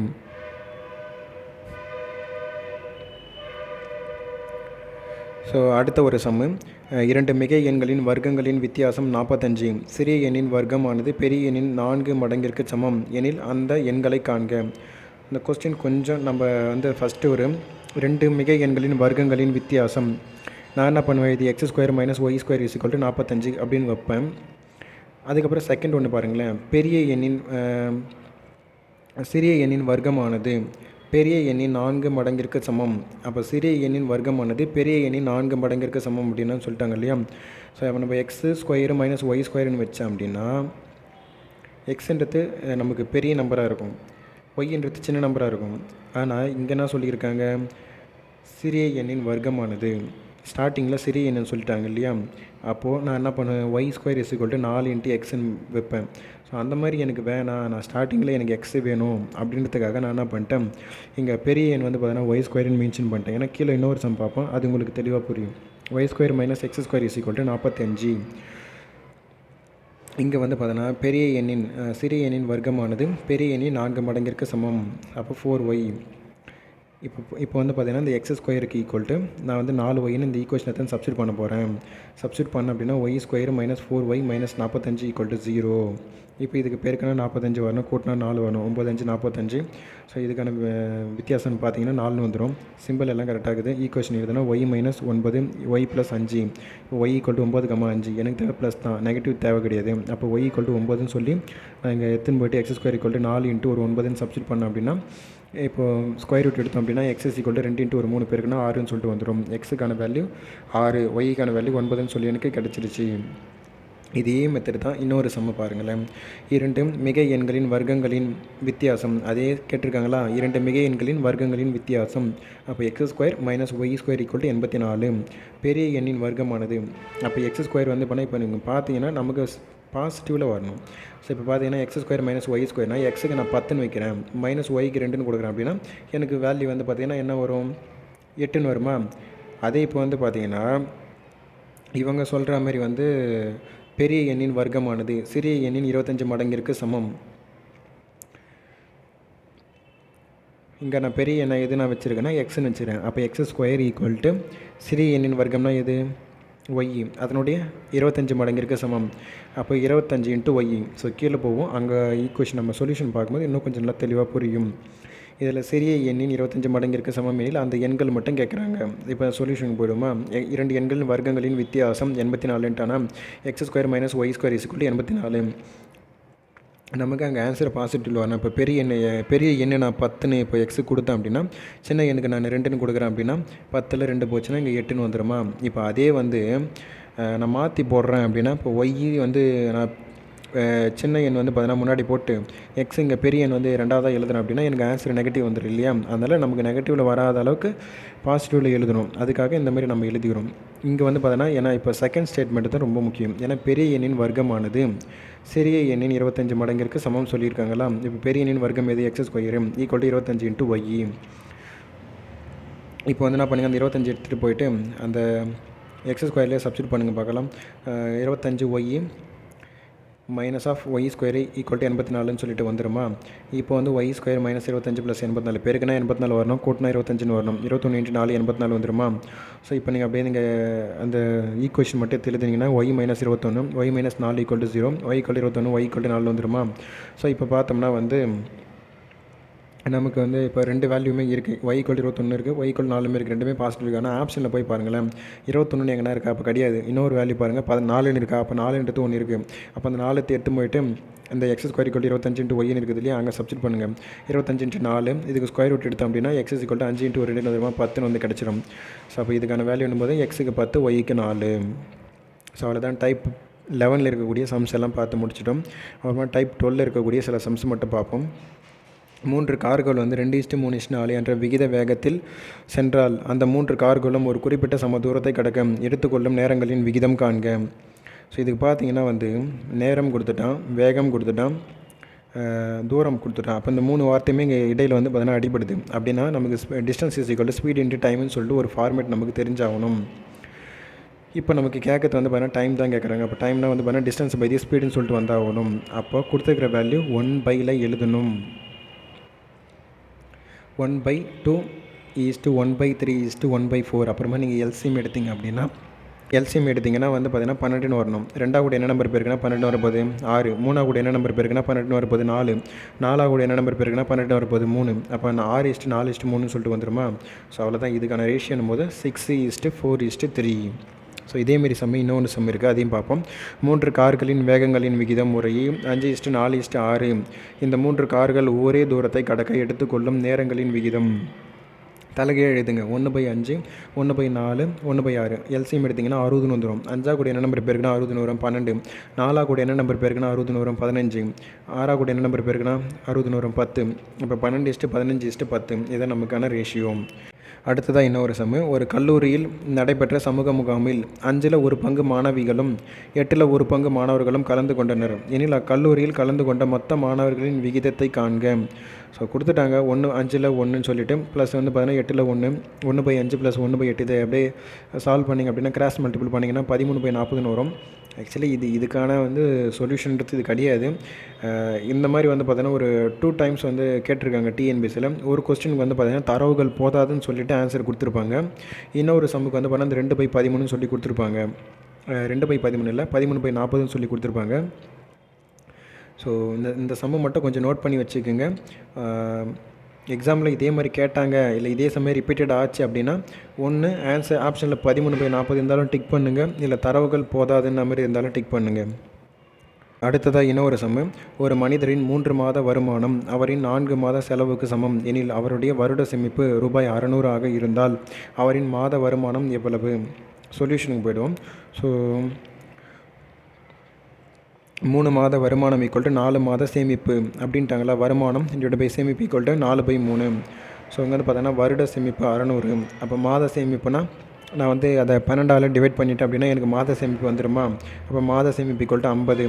அப்போ ஒரு மாதத்துக்கு, அதாவது மாத சேமிப்புனா 1, அந்த 1 தான் வந்து பார்த்தோன்னா 50 அப்படின்னா எனக்கு தேவை. இங்கே என்ன கேட்குறாங்க? வருமானம் தானே கேட்குறாங்க. அப்போ வருமானத்துக்கான வேல்யூவை பார்த்தோம்னா 4. அப்போ 4 மட்டும் எவ்வளோ நான் கண்டுபிடிச்சா போதும். 1 × 50. அப்போ வந்து பார்த்தீங்கன்னா 50 × 4 பெருக்கணும் அப்படின்னா 200ன்னு சொல்லிட்டு கிடச்சிரும். அடுத்ததாக இன்னொரு சம்மு. ஒருவர் ஒரு புத்தகத்தின் 8ல் 3 மடங்கு பக்கங்களை முதல் நாளிலும் மீதமுள்ள பக்கங்களின் 5ல் 4 மடங்கு பக்கங்களை 2வது நாளிலும் படிக்கிறார். அவர் படிக்காமல் இருக்கும் பக்கங்களின் எண்ணிக்கை 40 எனில் அப்புத்தகத்தில் உள்ள பக்கங்களின் எண்ணிக்கை யாது? ஸோ முதல் நாளில் வந்து பார்த்திங்கன்னா 8ல் 3 பங்கு முடிச்சிடுறாரு. ஸோ அப்போ ரிமைனிங் இருக்கக்கூடிய போர்ஷன் எவ்வளோ? 8ல் 5 பங்கு இருக்குதா? அதை 2வது நாளில் வந்து பார்த்தோன்னா அதில் 5ல் 4 பங்கு வந்து பார்த்தோன்னா படித்து முடிக்கிறாரு. அப்போ இன்ட்டு 5ல் 4 பங்கு. அப்போ 8 × 8, 8ல் 5 பங்கு இன்ட்டு 5ல் 4 பங்கு. இதை கேன்சல் பண்ணிங்கன்னா எனக்கு ஆன்சர் வந்து பார்த்தோன்னா 1/2ன்னு வந்துடுமா. இப்போது மொதல் நாள் படித்தாச்சு, 2வது நாள் படித்தாச்சு. அதுக்கப்புறம் மீதி உள்ள பாகங்களின் எண்ணிக்கை வந்து பார்த்தோன்னா 40ன்னு சொல்லிட்டாங்க. அப்போ முதல் நாள் 2வது நாள் தவிர்த்து மீதி உள்ள பக்கங்களுடைய எண்ணிக்கை எனக்கு தெரிஞ்சாகணும். ஸோ அப்படின்னா முதல் நாள் ப்ளஸ் வந்து 2வது நாள் அவர் படித்தார் இல்லையா, அந்த 2 வேல்யூமே நான் ஆட் பண்ணுறேன். 3/8 + 1/2 இது ரெண்டுத்தையும் நான் ஆட் பண்ணேன் அப்படின்னா 14/16 வரும். அதை கொஞ்சம் அடித்து சிம்பிளிஃபை பண்ணிக்கிறேன். 7/8 வருமா. ரிமைனிங் என்ன போர்ஷன் இருக்கும்? இதில் மீதி என்ன இருக்கும்? ஏன்னா இது வந்து பார்த்தீங்கன்னா அந்த மொதல் 2 நாள் அவர் படித்ததுடைய வேல்யூ இது. மீதி இருக்கிறதுக்கான வேல்யூ தான் நமக்கு 40ன்னு கொடுத்துருக்காங்க. அப்போ 8ல் 7 போயிடுச்சுன்னா அப்போ 8ல் 1 இருக்குது. அப்போ அந்த ஒரு பாகம் தான் 40 அப்படின்னா நமக்கு தேவை மொத்த பக்கங்கள் அப்படின்ற மாதிரி கேட்குறாங்க. அப்போ மொத்த பாகம்ன்றது எவ்வளோ எனக்கு வேணும்? அப்போ ஒரு பாகம் தான் 40 அப்படின்னா அப்போ 8 பாகம்ன்றது எவ்வளோ அப்படின்னு நம்ம இப்போ 8ஆல் இதை அப்படியே 40 × 8 / 1 மல்டிபிள் பண்ணோம் அப்படின்னா 320ன்னு சொல்லிட்டு வந்துடும். மொத்த பக்கங்கள்னும் போது 320 பேப்பர் இருக்கும். அதில் ஒரு குடும்பத்தில் வந்து தகப்பனார் வந்து 4ல் 1 பாகம் கேக் சாப்பிடுகிறார். வேறு உறுப்பினர்களைப் போல 3 மடங்கு அவர் பெற்றிருக்கிறார். குடும்ப உறுப்பினர்களின் மொத்த எண்ணிக்கை கேட்குறாங்களா. ஸோ இங்கே தகப்பனார் பார்த்திங்கன்னா 4ல் 1 பங்கு, வேறு உறுப்பினர்கள்னால் அப்போது ரிமைனிங் இருக்கக்கூடியது பார்த்திங்கன்னா 4ல் 3 பங்கு வந்து சாப்பிட்ருக்க போகிறாங்க. அந்த அவங்க சாப்பிட்டதோடைய 3 மடங்கு வந்து பார்த்திங்கன்னா இவர் வந்து சாப்பிட்ருப்பார். அப்போ 3 மடங்குனா 3 × 3/4 = பார்த்தோம்னா 1/4 × x. அதாவது தகப்பனார் வந்து பார்த்தோன்னா அந்த குடும்ப உறுப்பினர், அதாவது வேறு உறுப்பினர்களுடைய 3 மடங்கு இவர் வந்து சாப்பிட்டுருப்பார் அப்படின்ற மாதிரி தான் எங்கள் கொஸ்டின். ஸோ அப்போ 3 × 3/4 = 1/4 × x. இதை நீங்கள் அப்படியே வந்து 4க்கு 4 அடிச்சிட்டிங்கன்னா x இப்போ அப்படியே இருக்கட்டும், x = 9ன்னு வருமா. ஸோ அப்போ வேறு உறுப்பினர்கள் 9 பேர், இவர் ஒருத்தர் சேர்த்திங்கன்னா மொத்தம் சேர்த்து பார்த்திங்கன்னா 10 பேருன்றது இருப்பாங்க. குமார் என்பவரின் மாத சம்பளம் ரூபாய் 54,000. அதில் 6ல் 1 பாகம் வாடகைக்கும், 3ல் 1 பாகம் கல்விக்கும், 4ல் 1 பாகம் போக்குவரத்திற்கும் செலவு செய்கிறார். மீதியை சேமித்து வைக்கிறார் எனில் சேமிக்கும் தொகை. ஸோ அப்போ நம்ம இதுக்கு முதல்ல எல்சிஎம் எடுத்துருவோம். 6ல் 1 ப்ளஸ் 3ல் 1 ப்ளஸ் 4ல் 1. இதுக்கு நீங்கள் எல்சிஎம் எடுத்திங்கன்னா 12 வந்துருமா? நமக்கு வந்து பெருக்குன்னா இப்போ மேலே வந்து பார்த்தோன்னா இங்கே 6 கூட என்ன நம்பர் பெருக்குன்னா 12 வரும் 2. 3 கூட என்ன நம்பர் பெருக்குன்னா நமக்கு 12 வரப்போகுது 4. 4 கூட என்ன நம்பர் பெருக்குன்னா 12 வரும் 3. இப்போ மேலே கற்று மட்டும் ஆட் பண்ணுங்களேன். 4 ஒரு 3 கூடனா 7. 7லேருந்து 1 8 9. அப்போ இன்னும் எவ்வளோ தேவைப்படுது? 12ல் ஒரு 7 9 போயிடுச்சு அப்படின்னா நமக்கு 12ல் 9 போயிடுச்சுன்னா ரிமைனிங் வந்து பார்த்தீங்கன்னா 3 இருக்குமா? அந்த 3 தான் வந்து பார்த்தீங்கன்னா அவர் சேமிக்கிறார். ஓகேங்களா? அப்போ மொத்தமே நம்ம ரேஷியோ எடுத்து எழுதிப்போம். 2 4 3 ப்ளஸ் ஒரு 3. இதனுடைய டோட்டல் வந்து பார்த்திங்கன்னா 12. இந்த 12 தான் வந்து பார்த்திங்கன்னா அவருடைய அமௌண்ட்டு 54,000. அதில் சேமிக்கும் தொகை வந்து பார்த்தோம்னா ஒரு 3. அது மட்டும் கண்டுபிடிச்சா போதும். 12 தான் 54,000 அப்படின்னா சேமிக்கக்கூடிய தொகை வந்து பார்த்தோன்னா 3. அது மட்டும் எவ்வளோன்னு கண்டுபிடிச்சா போதும். 54,000 இன்ட்டு ஒரு 3 × 12 அடிச்சிங்கன்னா 13,500ன்னு சொல்லிட்டு வந்துடும். ஒரு குறிப்பிட்ட தொகையை வந்து 18 மாணவர்களுக்கு பிரித்து கொடுப்பதை போல் அதே தொகையை 14 மாணவர்களுக்கு பிரித்து கொடுத்தால் ஒரு மாணவனுக்கு ரூபாய் 80 அதிகமாக கிடைக்கிறது எனில் அந்த தொகையை காண்க. இந்த சம் வந்து பார்த்தீங்கன்னா ஒரு அமௌண்ட்டு எவ்வளோலாம் தெரியாதுங்க. அதை வந்து பார்த்தீங்கன்னா 18 பேருக்கு கொடுக்குறாங்க. அதே மாதிரி அதே அமௌண்ட்டு 14 பேருக்கு கொடுக்குறாங்க. அப்படி கொடுக்கும்போது ஒருத்தருக்கு வந்து பார்த்தீங்கன்னா எக்ஸ்ட்ரா ஒரு 80 ரூபான்றது போகுது.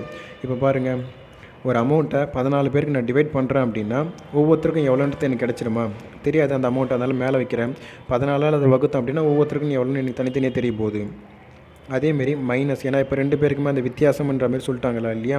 அப்போ -x/18 = 80. 2 பேருக்குமே அந்த அமௌண்ட்டுன்றது எவ்வளோன்னு தெரியாது.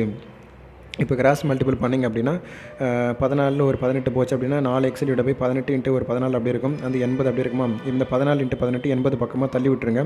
இப்போ 4ஆல் அடிச்சிங்கன்னா x = 5040ன்னு சொல்லிட்டு வரும். ஸோ ரூபாய் 1300 என்ற தொகையை ABCD என்ற 4வருக்கு இடையே கீழ்கண்டவாறு பிரிக்கப்படுகிறது. ஸோ ஏயின் பங்கு பியின் பங்கு பியின் பங்கு சியின் பங்கு சியின் பங்கு டியின் பங்கு 2/3 எனில் ஏவோட பங்கு மட்டும் கேட்குறாங்க. இந்த 2/3ன்றது A/Bக்கும் பொதுவு, B/Cக்கும் பொதுவு, C/Dக்கும் பொதுவு. அப்போ மொத்தத்துக்கு நான் தனித்தனியாக எழுத போகிறேன்.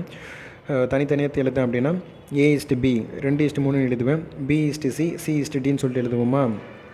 ஸோ அதுக்குமே 2:3 எழுதுவோம். ஸோ மறுபடியுமே C டிக்குமே 2:3 எழுதுவோம். ஸோ அங்கே பக்கத்தில் கேப் இருக்கிறது எல்லாமே பக்கத்தில் என்ன நம்பர் இருக்கோ அதை அப்படியே காப்பி பேஸ்ட் பண்ணிப்போம். மொத்தத்தையும் மல்டிபிள் பண்ணோம்னா 8ன்னு வந்துடும். இங்கே 3 × 2 6, 6 × ஒரு 2 பேருக்குன்னா 12. ஸோ அப்படியே பேருக்குன்னா 18 ஒரு 27 வந்துடுமா? ஸோ இது அப்படியே இதனுடைய டோட்டல் மொத்தமே நீங்கள் ஆட் பண்ணிங்க அப்படின்னா 65ன்னு வரும். இந்த 65 தான் 1300 அப்படின்னா ஏக்கு மட்டும் தான் கேட்குறாங்க. ஏக்கு எவ்வளோ? 8. அந்த 8 மட்டும் எவ்வளோன்னு கண்டுபிடிச்சா போதும். 65 தான் 1300 அப்படின்னா 8 மட்டும் எவ்வளோ? 1300 × 8 / 65 அடிச்சிங்கன்னா ஆன்சர் வந்து 160ன்னு சொல்லிட்டு வந்துடும். டைப் 12 இருக்கக்கூடிய சம்ஸ் எல்லாம் பார்த்து முடிச்சிட்டோம். அதுக்கப்புறமா டைப் 13 இருக்கக்கூடிய சில சம்ஸ் பார்ப்போம். இந்த சம் வந்து 3 முறை டிஎன்பிசியில் எடுத்திருக்காங்க. இரு எண்களின் கூடுதல் வந்து 40, அவற்றின் வேறுபாடு 4 எனில் அவ்வெண்களின் விகிதம் மட்டும் கேட்டிருக்காங்களா? ஸோ 2 எண்கள் கூடுதல், அப்போ x + y = 40. அதன் வேறுபாடுனா x - y = 4. ஒய்க்கு ஒய் கேன்சல் பண்ணுங்கள். 2x = 44. ரெண்டுத்தையும் ஆட் பண்ணோம்னா x = 22. அப்போ ஒய்க்கு எங்கே ஏதாவது ஒரு ஈக்குவேஷனை சப்ஸ்டிட் பண்ணி ஒய் கண்டுபிடிச்சிங்க. y = 18ன்னு வந்துடுமா? ஸோ அதனுடைய விகிதம் தானே கேட்குறாங்க. அப்போ 22:18 2ஆல் அடித்தோம்னா 11, 9 2 18, 11:9 மட்டும் வந்துடும். 3 எண்களின் விகிதம் என்பது 10:15:24 மற்றும் அதன் கூட்டுத்தொகை 196 எனில் அந்த எண்ணில் வந்து சிறிய எண்ணை கண்டுபிடி. ஸோ இப்போ என்ன பண்ணுங்க, 10 15 ஒரு 24 மூணுத்தையுமே ஆட் பண்ணிப்போம். ஆட் பண்ணால் நமக்கு 196ன்னு கிடைக்கும். அதில் சின்ன நம்பர் அப்படின்னா 10 தான் இருக்க போகுது. அப்போ என்ன பண்ணுங்கள், 24 ஒரு 15 ஒரு 10 நீங்கள் ஆட் பண்ணிங்கன்னா இது ஒரு 9. அப்போ நம்ம 3 இது ஒரு 4, அப்போ 49 தான் நமக்கு 196 அப்படின்னா 10 மட்டும் எவ்வளோ அப்படின்னு நீங்கள் கேன்சல் பண்ணிங்கன்னா ஆன்சர் வந்து 40ன்னு சொல்லிட்டு வரும். பாக்ஸ் மெத்தட் போட்டு ட்ரை பண்ணி பாருங்கள். ABCD என்பவர்கள் வந்து ஒரு குறிப்பிட்ட தொகையை 5:2:4:3 என்ற விகிதத்தில் பங்கிடுகின்றனர். இதில் C என்பவர் Dயை விட 1000 அதிகம் பெறுகிறார் எனில் Bயின் பங்கு என்ன? ஸோ இங்கே பார்த்தீங்கன்னா இதேமாதிரி சம்பு நம்ம இதுக்கு முன்னாடி ஒன்று பார்த்துருப்போம். C என்பவர் Dயை விட 1000 அதிகம். அப்போ இவங்க 2 பேரும் கம்பேர் பண்ணுறாங்க. இவர் 1000 அதிகமாக வாங்குறாரு. அப்போ Cக்கும் Dக்குமான வித்தியாசம் மட்டும் பாருங்களேன். 4 3. அப்போ 4ல் 3 போச்சுன்னா 1. இந்த 1 தான் 1000 அப்படின்னா யாருக்கு கேட்குறாங்க? இப்போ Bக்கு தானே கேட்குறாங்க. 2 மட்டும் எவ்வளோன்னு கண்டுபிடிச்சா போதும். 1 தான் 1000 அப்படின்னா 2 பங்கு மட்டும் எவ்வளோ?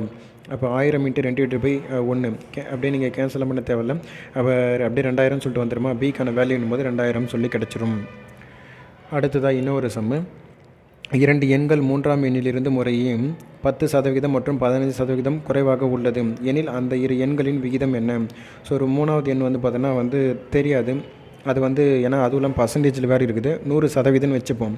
அங்கேருந்து ஒரு 10%, இன்னும் ஒரு 15% அப்படி கழிச்சு எழுதினீங்க அப்படின்னா, ஸோ 100ல் ஒரு 10% போச்சுன்னா 90. அப்போ 100ல் 15% போச்சுன்னா 85. ஏபிசி 3 நம்பர் நமக்கு தெரிஞ்சிடுச்சா? இப்போ அவங்க என்ன கேட்குறாங்கன்னா, அந்த 2 எண்களுடைய விகிதம் 90:85. அப்போ இது வந்து பார்த்தீங்கன்னா நீங்கள் கேன்சல் பண்ணிங்கன்னா 18:17ன்னு சொல்லிட்டு வந்துடும். 3 எண்களின் கூடுதல் வந்து 38. முதல் மற்றும் இரண்டாம் எண்கள் வந்து பார்த்தோன்னா 1:2 என்ற விகிதத்திலும், 2 மற்றும் மூன்றாவது எண்கள் 3:5 என்ற விகிதத்திலும் இருந்தால் இரண்டாவது எண். ஸோ இதை முதல்ல ஏபிசிக்கு ஈக்குவல் பண்ணிவிடுவோமா? ஸோ 1:2 அப்புறமா 3:5 இது பக்கத்தில் அப்படியே காப்பி பேஸ்ட் பண்ணுங்கள். ஏக்கு வந்து பார்த்தீங்கன்னா 3 அப்படியே பெருக்குனிங்கன்னா 3, பிக்கு வந்து பார்த்திங்கன்னா 6, சிக்கு வந்து 10. ஸோ இப்போது இதனுடைய 3த்தையும் ஆட் பண்ணிங்க அப்படின்னா, இருங்க அதுக்கு முன்னாடி வந்து 3 எண்கள் கூடுதல்னு சொல்லிட்டாங்களா, அப்படியே ஆட் பண்ணுங்கள். 10 ஒரு 6னா 16, 16 இது ஒரு 3 அப்படின்னா 19. இந்த 19 தான் 38 அப்படின்னா, இப்போ கேட்குறதுனா இரண்டாவது எண் என்னென்னு மட்டும் கேட்குறாங்களா? இரண்டாவது எண் என்னது? 6. அப்போ அந்த 6 மட்டும் எவ்வளோன்னு கண்டுபிடிச்சா போதும். 19 38னா அப்போ 6 மட்டும் எவ்வளோ? 38 × 6 / 19 அடிச்சோம்னா 2ன்னு வருமா? 6 × 2 12 வரும். இரண்டாவது எண்ணா 12. ஸோ இந்த சைட்லாம் வேணாம், அந்த பாக்ஸ் மெத்தட் போட்டு ட்ரை பண்ணுங்கள். ஸோ அடுத்ததான் இன்னொரு சமு. A + B = B + C = C + A = 6:7:8 மற்றும் A + B + C = 14 எனில் C-யின் மதிப்பு மட்டும் கேட்குறாங்க. ஸோ இப்போ என்ன பண்ணுங்கள், இந்த A + B ரேஷியோ தானே கொடுத்துருக்காங்க. A + B = 6, B + C = 7, C + A = 8. அப்படியே பக்கத்தில் எல்லாத்துக்கும் எக்ஸ் போட்டு எழுதிக்குங்க. இப்போ என்ன பண்ணுவோம், மூணுத்தையும் அப்படியே ஆட் பண்ணுவோமா? A + B, B + C, C + A மூணுத்தையும் ஆட் பண்ணால் 2A 2B 2Cன்னு வந்து நிற்குமா? காமனாக 2 மட்டும் வெளியே எடுத்துருங்க. ஏன்னா 2 தானே இருக்குது. அப்போ 2னா 2 × A + B + C = இந்த 8 7 6 ஆட் பண்ணிங்கன்னா 21xன்னு வந்துடுமா? அப்படியே இந்த A + B + Cயோட வேல்யூ நம்ம கொஸ்டின்லேயே கொடுத்துருக்காங்க 14ன்னு சொல்லிட்டு. அதை எடுத்து அங்கே சப்ஸ்டியூட் பண்ணுங்களேன். சப்ஸ்டியூட் பண்ணிங்க அப்படின்னா 7 அடிப்போமா? 2 14 3 21 வந்துடுமா? ஸோ அப்போ x = 4/3ன்னு சொல்லிட்டு வந்துடும். x = 4/3 வந்துச்சா? இப்போ என்ன பண்ணுங்கள், அதை எங்கன்னா எடுத்துகிட்டு ஒரு வேல்யூலே இப்போ சப்ஸ்டியூட் பண்ண போகிறோம். A + B = 6 × x value 4/3. இந்த A + B = இங்கே கேன்சல் பண்ணோம்னா 8ன்னு சொல்லிட்டு வந்துடுமா? இப்போ வந்து பார்த்தோம்னா நமக்கு சியோட மதிப்பு தான் தேவை. A + B + C = 14ன்னு தெரியும். அங்கே A + B மட்டும் எதுவுமே சப்ஸ்டியூட் பண்ணோம்னா சியோட வேல்யூ கிடச்சிருமா? A + B யோட வேல்யூ என்னது? 8 + C = 14. C வந்து அந்த C இருக்கட்டும். 18 8 அந்த பக்கம் கொண்டு போனீங்கன்னா 14 - 8 C = 6ன்னு சொல்லிட்டு வந்துடுமா? ஸோ அவ்வளோதான். நம்ம கொஸ்டின் கேட்டது சிக்கான வேல்யூ வந்து பார்த்திங்கன்னா 6. ஸோ அடுத்ததாக இன்னொரு question. A = B = 2:3, B = C = 6:5 மற்றும் A + B + C = 30 எனில் 2A + 3B + 4C என்பது. ஸோ கொடுத்துருக்கிறது முதல்ல நம்ம எடுத்து A = B = C வந்து ஈக்குவல் பண்ணுவோம். 2:3 6:5 2 8 6 12 6 × 3 18 3 × 5 15. ஸோ இப்போ என்ன பண்ணுங்கள், நம்ம இதை அப்படியே மறுபடியும் 3ஆவது பாட்டில் அடிச்சுப்போமே. 4 3 12 6 3 18 5 3 15. ஸோ இது மொத்தமே ஆட் பண்ணோம்னா நமக்கு 15ன்னு சொல்லி கிடச்சிரும். இப்போ என்ன பண்ணுவோம், நம்ம இந்த வேல்யூ தான் இது Aக்கு Bக்கு Cக்குன்னு தெரிஞ்சு போச்சு. நமக்கு அந்த A + B + C = 30ன்னு தெரியுமா? அங்கே எத்தனை இப்போ சப்ஸ்டியூட் பண்ணுவோம். இது 3 வேல்யூ ஆட் பண்ணோம் அப்படின்னா 15 = 30. ஜஸ்ட் அதை அப்படியே பாக்ஸ் போட்டு வச்சுப்போம். 15 தான் 30 அப்படின்னு நமக்கு தெரிஞ்சிச்சு. அதுக்கு அடுத்ததாக இப்போ 2A 3B 4C இருக்கா? அங்கே ABCயோட வேல்யூ சப்ஸ்டியூட் பண்ணுங்கள். 8 18 20ன்னு மாறிடுமா? ஏன்னா Aக்கு 4, Bக்கு வந்து 6, Cக்கு வந்து 5. 4 × 2 8, 6 × 3 வந்து பார்த்தீங்கன்னா 18, 4 × 5 20. மொத்தத்தையும் ஆட் பண்ணிங்கன்னா 46. 15 தான் 30 அப்படின்னா 46 எவ்வளோ? அவ்வளோதான் இது கொஸ்டின். 15 தான் 30, 46னா எவ்வளோன்னு போட்டிங்கன்னா 30 × 46 / 15ன்னு வரும். கேன்சல் பண்ணிங்கன்னா ஆன்சர் 92ன்னு வந்துடும். ஸோ இன்னொரு சம்மு. 2x + 3y - 5z = 0 மேலும் -3x + 2y + 7z = 0 எனில் x y z என்ற விகிதம் எதற்கு சமம் அப்படின்ற மாதிரி கேட்டிருக்காங்களா? ஸோ இது வந்து பார்த்தீங்கன்னா லைன் பேஸ் பண்ணி 2 ஈக்குவேஷன் கொடுத்துருக்காங்க. இது கொஞ்சம் ஒரு மாதிரி குழப்பற மாதிரி தான் இருக்கும். நீங்கள் என்ன பண்ணுங்கள், இந்த செகண்ட் ஈக்குவேஷன் இருக்குது இல்லையா, அதை வந்துட்டு கொஞ்சம் மைனஸால் மல்டிபிள் பண்ணிட்டீங்க. ஏன்னா கொஞ்சம் பாசிட்டிவில் எழுதிப்போம். ஸோ 3 -2 -7 இதை மட்டும் கொஞ்சம் நாங்கள் எடுத்து எழுதிக்கிறோம் பாருங்கள். கீழே எக்ஸுக்கு வந்து பார்த்திங்கன்னா 2, அதனுடைய நம்பர்ஸ் மட்டும் எக்ஸுக்கு 2 ஃபஸ்ட் ஈக்குவேஷன்லேருந்து 2 3 -5 3 -2 ஒரு -7. இப்போ என்ன பண்ணோம், நம்ம இதை எக்ஸு அப்படியே மேலே வச்சுக்கிறோம். எக்ஸ் டேர்ம் மட்டும் விட்டுட்டு மற்ற 2 தான் நம்ம கிராஸ் மல்டிபிள் பண்ணுறோம். -2. ஸோ இங்கே பார்த்தீங்கன்னா உங்களுக்கு கரெக்டாக இருக்கும். -2 -5 மைனஸ் ஆஃப் -7 இன்ட்டு ஒரு 3. ஸோ அதேமாதிரி வந்து பார்த்தோன்னா நம்ம என்ன டேர்ம் எடுக்கிறோமோ அந்த டேர்ம் வந்து பார்த்தோன்னா விட்டுடணும். மற்ற 2 டேர்மும் எக்ஸு இப்போ ஒய்க்கு எடுக்க போகிறோம் அப்படின்னா ஒய்யை விட்டுடணும். அதுக்கப்புறமா இசட்டும் எக்ஸை மட்டும் பெருக்கிக்கணும். அதேமாதிரி இசட் எடுக்க போகிறோம்னா இசட்டை விட்டுட்டு எக்ஸும் ஒய்யை மட்டும் கிராஸ் மல்டிபிள் பண்ணிக்கணும். ஸோ அப்படி கிராஸ் மல்டிபிள் பண்ணி உங்களுக்கு நீங்கள் இதெல்லாம் சப்ஸ்டியூட் பண்ணி பார்த்தீங்கன்னா ஆன்சர் வந்து x/y/z=31:1:13 சொல்லிட்டு வந்துடும். அடுத்ததாக இன்னொரு சம்மு a/b = c/d எனில் ma + nc/mb + ndக்கு சமமான விகிதம் என்ன? ஸோ இதுக்கெல்லாம் வந்து நம்ம ஆன்சர்லாம் சொல்யூஷன்லாம் போட்டுகிட்டுலாம் இருக்க முடியாது. டைரெக்டாக வந்து பார்த்தோம்னா இந்தமாரி சம்மு வருது அப்படின்னா ஆன்சர் வந்து a/bன்னு சொல்லிட்டு மனப்பாடம் பண்ணிவிடுங்க. ஸோ இப்போ a/b = c/dன்னு சொல்லிட்டு எழுதலாமா? நம்ம a/b = c/dன்னு சொல்லி கொடுத்துருக்காங்களா, அது இந்தமாரி எழுதலாம். அப்புறமா என்ன பண்ணுங்கள், அந்த a/b அந்த c/dக்கு பதிலாக எக்ஸ்ன்னு சொல்லிட்டு வைங்க. a = bxன்னு மாறுமா? அதேமாதிரி இன்னொரு டைம் c/d அந்த a/b எக்ஸ்ன்னு சொல்லிட்டு வைங்க. அப்புறமா c = d × xன்னு சொல்லிட்டு வருமா? இப்போ எடுத்துகிட்டு போயிட்டு ஏக்கு பதிலாக bxும் சிக்கு பதிலாக dxன்னு சொல்லிட்டு சப்ஸ்டியூட் பண்ணுங்கள். சப்ஸ்டியூட் பண்ணிங்கன்னா எல்லாமே இங்கே கேன்சலேஷன் ஆகிட்டு எக்ஸ்ன்னு மட்டும் நிற்கும். அதனால் a/b = c/d.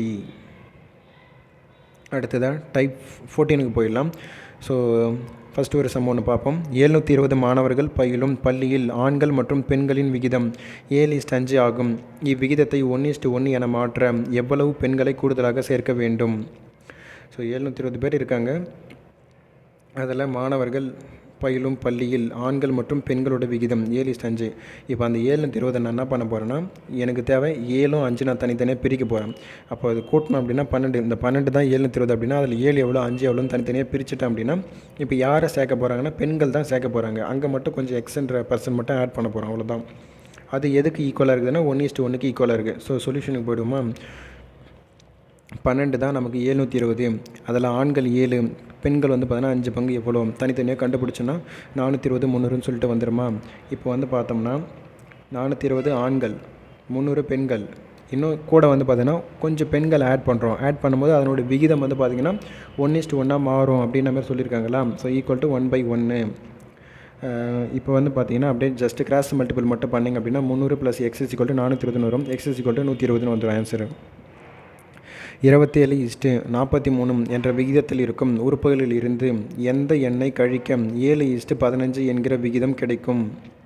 ஸோ அப்போ 27:43 ஏதோ ஒரு நம்பர் கழிக்கிறாங்க. ரெண்டு இதுலையுமே கழிச்சோம் அப்படின்னா இந்த ரேஷியோ வந்து வரும் அப்படின்ட்டாங்க 7:15. அப்போ 27/43 -(x) = 7/15. அப்படியே கிராஸ் மல்டிபிள் பண்ணிங்கன்னா ஸோ நமக்கு ஆன்சர் வந்து பார்த்திங்கன்னா 104 = 8x, x = 13 சொல்லிட்டு வரும்.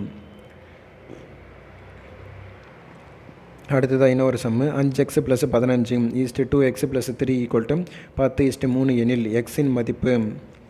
ஸோ இது அப்படியே தான் 5x + 15 / 2x + 3 = 10/3 கிராஸ் மல்டிபிள் பண்ணிக்கோங்க. பண்ணிங்கன்னா அந்த அப்படியே 15x + 45 = 20x + 30 வருமா? 15ல் இந்த பக்கம் 20 ஆண்ட 15 தள்ளி விட்டுருங்க.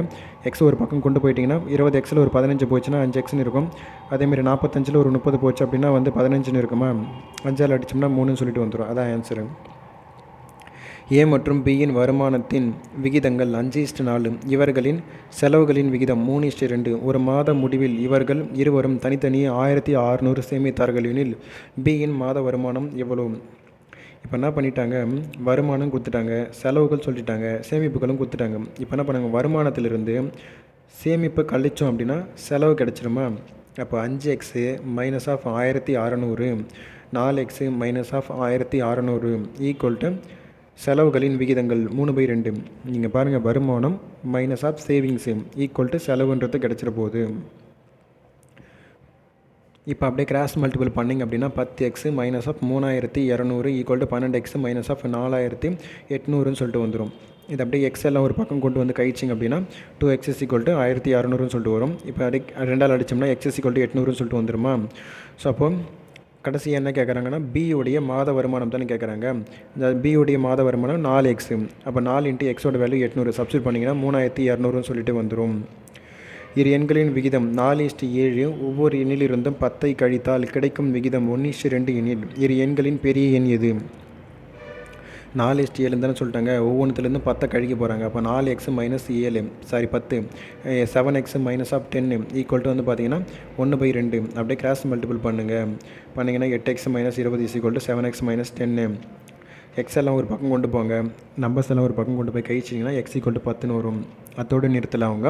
அதில் எது பெரிய எண் கேட்டிருக்காங்க. பெரிய எண்ணு 7x 7 இன்ட்டு எவ்வளோ 7ஓட எக்ஸோட வேல்யூ 10 தானே வந்தது. அப்போ 7 இன்ட்டு 10னா 70 ஆன்சரு. அடுத்ததாக இன்னும் ஒரு சமு 3:5 என்ற விகிதத்தில் இரு எண்கள் உள்ளன. அவை ஒவ்வொன்றிலிருந்தும் 9 கழிக்கப்பட்டால் அவை 12:23 என்ற விகிதத்தில் இருக்கும். இரண்டாவது எண்ணை காண்க. அப்போ 3x divided by 5x minus of 9 equal to 12/23. அப்படியே கிராஸ் மல்டிபிள் பண்ணுங்கள். 69x ஈக்குவல் minus 307 equal to 60x minus of ஒரு 108. அப்படியே இதில் எக்ஸ் எல்லாம் ஒரு பக்கமாக கழிச்சிங்க அப்படின்னா 9x ஈக்குவல் டு 99 வருமா. 9ஆல் அடித்தோம்னா x ஈக்குவல் டு 11 சொல்லிட்டு வந்துடும். அவங்க என்ன கேட்குறாங்க, அதில் இரண்டாவது எண்ணா 5x. அப்போ 5 இன்ட்டு 11 பெருக்கணும் அப்படின்னா 55 சொல்லிட்டு வந்துடுமா. ஸோ 2 நபர்களுடைய வார வருமானம் 7:3 என்ற விகிதத்திலும் வார செலவினம் 5:2 என்ற விகிதத்திலும் உள்ளன. அவர்கள் இருவருமே வாரம் ரூபாய் 300 சேமிக்கின்றனர் எனில் வந்து பார்த்தோன்னா முதல் நபரின் வார வருமானம் எவ்வளவு? ஸோ வந்து பார்த்தோன்னா வருமானம் plus minus of savings equal to செலவு. இதுக்கு முன்னாடி ஒரு சம்மு நம்ம போட்டிருப்போம். அதேமாதிரி மெத்தட் தான். 7x minus 300 3x minus 300 equal to 5/2.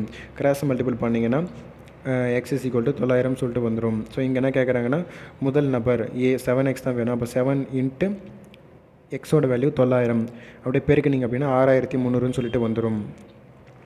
So அடுத்த ஒரு சம்மு 6:7 என்ற விகிதத்தில் இரு உறுப்புகளில் இருந்தும் கழிக்கப்படும் பொழுது 16:21 விகிதத்திற்கு குறைவான ஒரு விகிதத்தை தரும் மீச்சிறு முழு எண் கேட்குறாங்களா. ஸோ இப்போ 6 மைனஸ் எக்ஸ் ஏதோ ஒரு நம்பர் கழிக்க போகிறாங்க. அப்போ 6 minus x 7 minus X is equal to so அதனுடைய மீச்சிறு முழு எண் 16/21 சொல்லிட்டாங்களா. இப்போ அப்படியே கிராஸ் மல்டிபிள் பண்ணிக்கோங்க. 126 minus of 21 X less than 112 minus 16 X. இப்போ அப்படியே நீங்கள் என்ன பண்ணுங்கள், எக்ஸ் எல்லாம் ஒரு பக்கம் நம்பர் எல்லாம் ஒரு பக்கம் கொண்டு போயிட்டீங்கன்னா 5x is equal to 14 சொல்லிட்டு வரும். இப்போ அப்படியே அடிச்சிங்கன்னா 5ஆல் 2.8 சொல்லிட்டு வரும். எக்ஸ் இஸ் ஈக்குவல் டு எக்ஸோட வேல்யூ வந்து பார்த்தோன்னா எதை விட பெருசாக இருக்கணும் அப்படின்னா வந்து அந்த 2.8 விட பெருசாக இருக்கணும். 2.8 விட இங்கே பெரியதாக இருக்கக்கூடிய வேல்யூன்னு பார்த்தோன்னா 3. ஸோ அதுதான் கேட்குறாங்க. ஏன்னா அது குறைவான ஒரு விகிதத்தை தரும் மீச்சிறு முழு எண் அப்படின்ற மாதிரி கேட்குறாங்க. ஸோ 2.8 விட கொஞ்சம் வேல்யூ பெருசாக இருக்கிறது வந்து பார்த்தோம்னா 3. இரு எண்கள் 2:5 எனும் விகிதத்தில் உள்ளன. ஒவ்வொரு எண்ணுடனும் வந்து பார்த்தீங்கன்னா 4ஐ கூட்டினால் அவற்றின் வந்து பார்த்தீங்கன்னா விகிதம் 4:9 என அமையும் எனில் அவ்விரு எண்கள். ஸோ வந்து 2x ப்ளஸ் ஒரு 4 அதேமாதிரி 5x ப்ளஸ் ஒரு 4 ஈக்குவல் டு 4/9. கிராஸ் மல்டிபிள் பண்ணிங்க அப்படின்னா எக்ஸ் எல்லாம் ஒரு பக்கமும் ஒய் எல்லாம் ஒரு பக்கம் நம்பர்ஸ் எல்லாம் ஒரு பக்கமும் கொண்டு போனீங்கன்னா 2x is equal to 20 சொல்லிட்டு வந்துடும். x is equal to 10 வந்துடும். அதுக்கப்புறம் இல்லாமல் அவங்க என்ன கேட்குறாங்க, அந்த ரெண்டு எண்களுமே கேட்குறாங்க 2xக்கும் 5xக்கும். எக்ஸுக்கு 10 இங்கே ஒரு 10 சப்ஸ்டிட் பண்ணிங்கன்னா 20 ஒரு 50ன்னு சொல்லிட்டு கிடச்சிரும். ஒரு கலவையில் ஆல்கஹாலும் தண்ணீரும் 4:3 என்ற விகிதத்தில் உள்ளது. கலவையுடன் 5 லிட்டர் வந்து பார்த்தோன்னா தண்ணீர் வந்து சேர்க்கப்படும் பொழுது விகிதம் 4:5 ஆகிறது. தரப்பட்டுள்ள கலவையில் ஆல்கஹாலின் அளவை காண்க. ஸோ வந்து பார்த்தோன்னா ஒரு மிக்சடு கலவை இருக்குது. அதில் 4% ஆல்கஹால் 3% தண்ணி இருக்குது. அது கூட வந்து பார்த்தோன்னா இப்போ 5 லிட்டர் வந்து தண்ணி வந்து ஆட் பண்ண போகிறாங்க. அப்படி ஆட் பண்ணும்போது அந்த விகிதம் எவ்வாறு மாறுதான், 4:5 மாறுது. அப்போ இதை நம்ம சொல்யூஷனுக்கு போய்டுவோம். 4x எதா கூட ஆட் பண்ணுறாங்கன்னு மட்டும் முக்கியம். நம்ம மேலே ஆல்கஹால் கீழே தண்ணி எழுத போகிறோம். அப்போ தண்ணி தான் இங்கே ஆட் ஆகுது. 4x divide by 3x plus ஒரு 5 லிட்டர் தண்ணி வந்து ஆட் பண்ணுறாங்க. ப்ளஸ் 5 ஈக்குவல் டு அந்த விகிதம் எப்படி மாறுதான், 4/5 மாறுது. ஸோ இப்போ அப்படியே கிராஸ் மல்டிபிள் பண்ணோம் அப்படின்னா 20x is equal to 12x plus ஒரு 20 வருமா. ஒரு 20xல் ஒரு 12x போச்சுன்னா 8x is equal to 20 சொல்லிட்டு வந்துடும். அப்படியே வந்து இதை 4ஆல் அடித்தோம் அப்படின்னா 2 நாள் 8 5 20 வருமா. x is equal to 5/2 வந்துடும். இப்போ என்ன கேட்குறாங்கன்னா அதில் ஆல்கஹாலோட அளவு மட்டும் கேட்குறாங்க. ஆல்கஹாலில் நமக்கு 4xன்னு தெரியும். அங்கே எக்ஸோட வேல்யூ வந்து பார்த்தீங்கன்னா 5/2 சப்ஸ்டிட் பண்ணிங்கன்னா ஆன்சர் is equal to 10 சொல்லிட்டு வரும். 60 லிட்டர் கலவையில் பால் மற்றும் தண்ணீர் வந்து விகிதம் 2:1. இந்த விகிதம் வந்து 1:2 ஆக இருக்க வேண்டுமானில் கூடுதலாக சேர்க்கக்கூடிய தண்ணீரின் அளவு யாது? ஸோ வாட்டர் மட்டும் கொஞ்சம் எக்ஸ்ட்ரா மிக்ஸ் பண்ண போகிறாங்க. அதுக்கு முன்னாடி அந்த 60 நம்ம ஸ்ப்ளிட் பண்ணி எழுதணும். 60 லிட்டர் கலவை தான் வந்து பாலும் தண்ணி இருக்குது. அப்போது வந்து பார்த்தோன்னா 3 தான் வந்து என்னது 2 + 3 ஆட் பண்ணுங்கள். ஆட் பண்ணால் 3 தான் வந்து 60 அப்படின்னா பால் அதில் 2 பங்கு இருக்குது, தண்ணி வந்து 1 பங்கு இருக்குது. அது தனித்தனியாக எனக்கு வேணும். அப்போ இது 3 அடித்தோம்னா 20 வந்துருமா? அப்போ 40 வந்து பார்த்தோன்னா பால் இருக்குது. ஸோ வந்து 40 லிட்டர் பால், அப்போ 20 லிட்டர் என்பது வாட்டர் இருக்குது. இப்போ வந்து எது நம்ம இங்கே ஆட் பண்ண போகிறாங்க அப்படின்னா தண்ணி தான் வந்து பார்த்தீங்கன்னா சேர்க்க போகிறாங்க. அப்போ மேலே பால் 40, கீழே போய் வந்து பார்த்தீங்கன்னா வாட்டர் 20 + x = அந்த விகிதம் எவ்வாறு மாறுதான் 1/2 மாறுது. அப்போ இதை கிராஸ் மல்டிபிள் பண்ணிங்கன்னா 80 = 20 + ஒரு எக்ஸ்ன்னு வந்துடுமா? x = வந்து பார்த்திங்கன்னா 80ல் 20 போச்சுன்னா 60ன்னு வந்துடும். 20 லிட்டர் கலவையில் பாலும் நீரும் 5:2 என்ற விகிதத்தில் உள்ளது. அக்கலவையில் 2 லிட்டர் நீர் சேர்த்தால் பால் மற்றும் நீரின் புதிய விகிதம் என்னன்னு சொல்லி கேட்டிருக்காங்களா? ஸோ 20 லிட்டர் கலவையில் இருக்கு இல்லையா, அது வந்து பார்த்தோன்னா அப்போ 5 + 2 7 தான் 28. அது எனக்கு 5 எவ்வளோ, 2 எவ்வளோ? அதாவது பாலும் தண்ணியும் நான் தனித்தனியாக பிரித்து எழுதணும். பால் வந்து பார்த்திங்கன்னா எனக்கு 20ன்னு வந்துச்சு, நீர் வந்து பார்த்திங்கன்னா எனக்கு 8ன்னு வந்துச்சு. இப்போ எது நான் சேர்க்குறேன் அப்படின்னா 2 லிட்டர் வந்து தண்ணி தான் நான் சேர்க்குறேன். அப்போ 20/8 + ஒரு 2, ஒரு 8 + ஒரு 2 ஆட் பண்ணுறேன்னா 10ன்னு வந்துடுமா? அப்போ 20/10ன்னு வந்துடும். அப்போ 0 கேன்சலேஷன். அப்போ புதிய விகிதம் அப்படின்னும் பொழுது 2:1. 60 லிட்டர் கலவையில் வந்து பார்த்தோன்னா அமிலத்திற்கும் நீருக்கும் இடையே உள்ள விகிதம் 2:1 ஆகும்.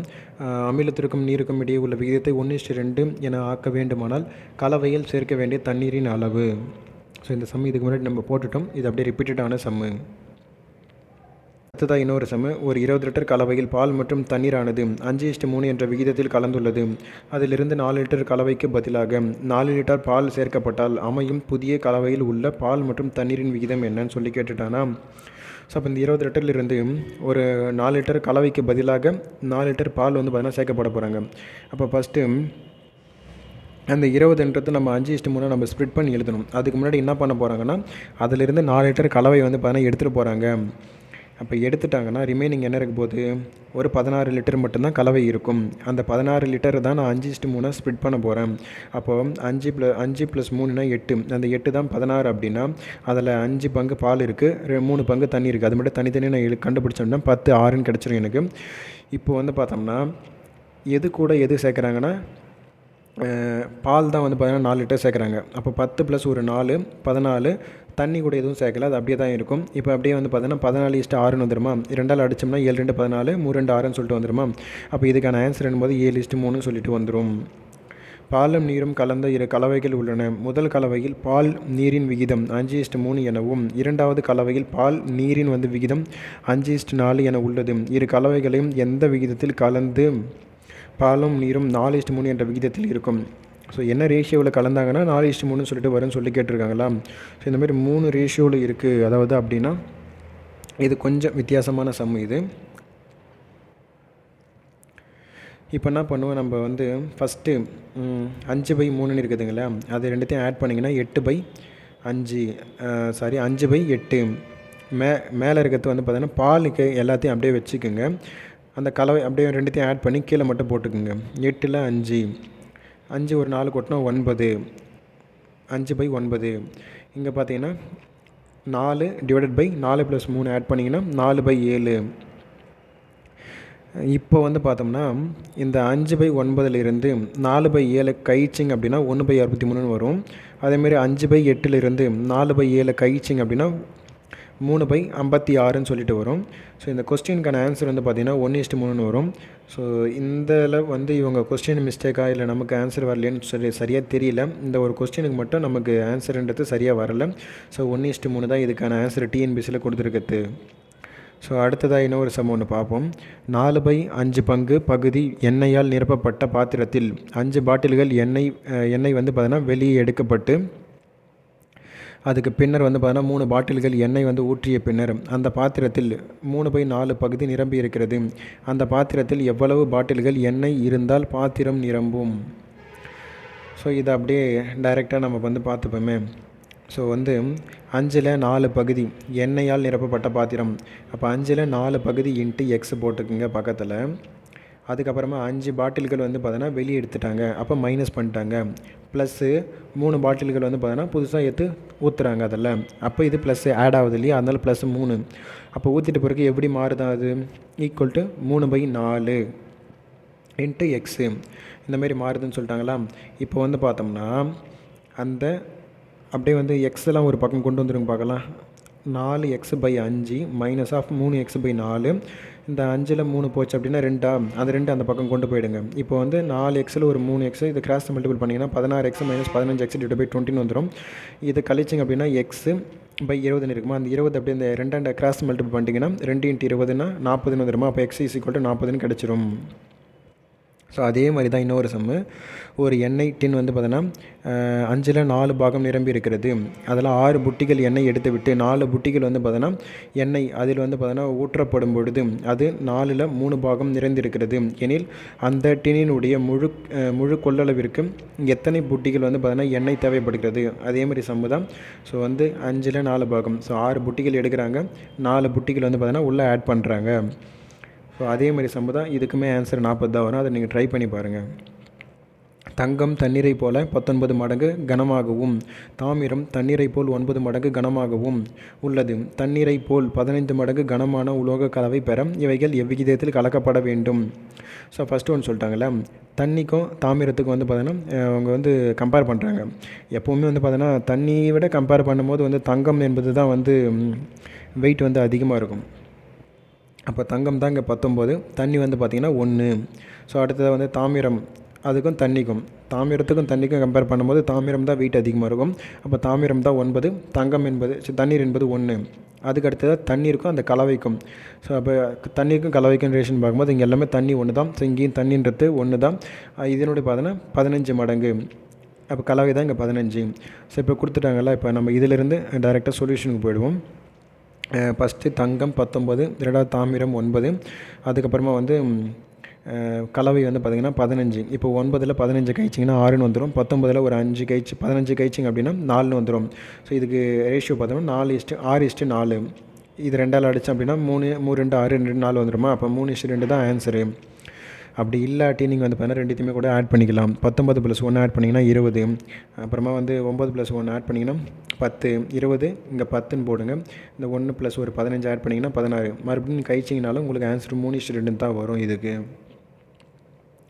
ஒரு வேட்பாளர் வெற்றி பெற பதிவான வாக்குகளில் 4ல் 3 பாகம் தேவைப்படுகிறது. அதாவது ஒரு வேட்பாளர் வந்து பார்த்தோன்னா வெற்றி பெற பதிவான வாக்குகளில் 4ல் 3 பாகம் தேவைப்படுகிறது. இது ஒரு ஃபஸ்ட்டு ஒரு ஸ்டேட்மெண்ட்டு. செகண்ட் வந்து பார்த்திங்கன்னா 3ல் 2 பகுதி ஓட்டுகள் எண்ணப்பட்ட பின்னர் தேவையில் 6ல் 5 பகுதி வாக்குகள் பெற்றிருந்தால் இன்னமும் மீதமுள்ள வாக்குகளில் எத்தனை பகுதி அவருக்கு தேவைப்படுகிறது. ஸோ இது வந்து பார்த்திங்கன்னா ஒரு ஊர் இருக்குது. அந்த ஊரில் எலெக்ஷன் நான் ஒரு ஜஸ்ட் ஒரு வந்து பார்த்தீங்கன்னா கொஞ்சம் எக்ஸ்ப்ளனேஷன் மட்டும் கொடுத்துட்றேனே. ஒரு ஊர் இருக்குது. அந்த ஊரில் வந்து பார்த்திங்கன்னா மொத்தமாக 4ஆக பிரிச்சுட்டாங்க. அதில் வந்து பார்த்தீங்கன்னா அந்த 4 பங்கில் 3 பங்கு நம்ம ஓட்டு வாங்கிட்டோம் அப்படின்னா நாம் தான் வந்து ஜெயிச்சு தான் அர்த்தம். ஆனால் இதில் சில பேர் வந்து ஓட்டு போய் போட்டிருக்கலாம், சில பேர் போடாமல் இருந்திருக்கலாம். அப்படி இப்போ பதிவான ஓட்டுகள் இருக்குது இல்லையா, அதில் எவ்வளோ பாகம் அது பதிவான ஓட்டுகள் வந்து பார்த்தீங்கன்னா ஒரு 3 பாகமாக பிரிச்சுட்டாங்க. அதில் 2 பாகம் வந்து பார்த்தீங்கன்னா எண்ணிட்டாங்க. இன்னும் ஒரு பாகம் என்பது எண்ணாமல் வச்சுருக்காங்க. அந்த எண்ணப்பட்ட வாக்குகளில் வந்து பார்த்திங்கன்னா நம்ம எண்ணப்பட்ட வாக்குகளில் வெற்றி பெறத்துக்கு வந்து பார்த்தோம்னா 6% வந்து பார்த்தீங்கன்னா நமக்கு தேவை. ஆனால் 5% வாக்குகள் வந்து பார்த்தீங்கன்னா நம்ம வந்து வாங்கியாச்சு. நம்ம இன்னும் ஒரு பகுதி நமக்கு கிடைச்சிச்சு அப்படின்னா நம்ம அந்த எண்ணப்பட்ட வாக்குகளில் 1% கிடைச்சா மட்டும் போதும், நம்ம ஜெயிச்சிருவோம். ஊருடைய மொத்த வாக்குகள் கிடையாது, பதிவான வாக்குகளில் வந்து அதுவும் எண்ணப்பட்ட வாக்குகளில் 6ல் 5% நாம் வாங்கியாச்சு. இன்னும் எண்ணாத 1% வச்சுருக்காங்க ஒரு பகுதி.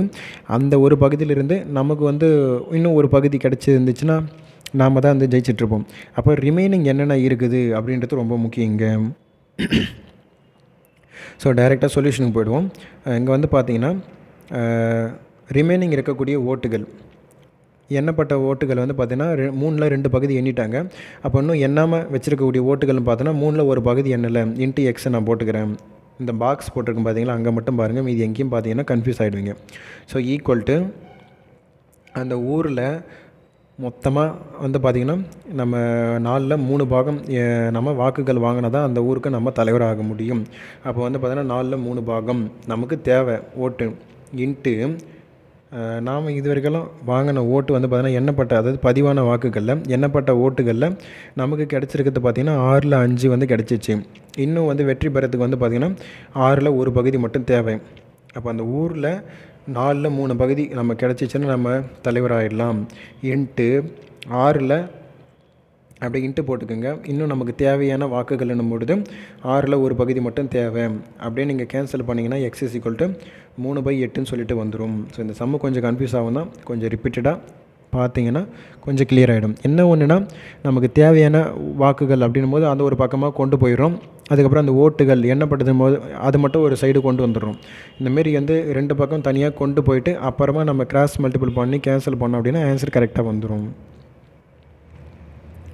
ஸோ அடுத்ததாக இன்னும் ஒரு சம 2:1 என்ற தகவல் விட்டம் உடைய 2 சோப்பு குமிழிகள் வந்து பார்த்தா மிக அழுத்தத்தின் விகிதம். ஸோ இந்த சோப்பு குமிழிகளின் அழுத்தத்தின் விகிதம் அப்படின்னு மாரி கேட்டிருக்காங்க இல்லையா.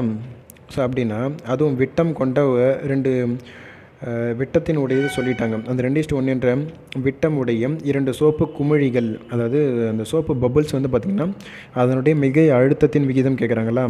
அப்போ நமக்கு வந்து ப்ரெஷர் = 1/ரேடியஸ். அப்போ அதில் 2ல் பாதினா 1/1, அதாவது 1 ஃபார்முலாவை நீங்கள் பார்த்தீங்கன்னா 1/6. நமக்கு ரேடியஸ் எவ்வளோ, 2ல் பாதி எவ்வளோ 1, ரேஷியோ சிம்பிள் போட்டுக்குங்க. அப்புறமா 1 இருக்குது டிவைடட் பை அந்த 1ல் பாதி எவ்வளோனா 1/2. இந்த 2 வந்து பார்த்தீங்கன்னா மேலே போயிடுமா. அப்போ 2/1ன்னு இருக்கும்.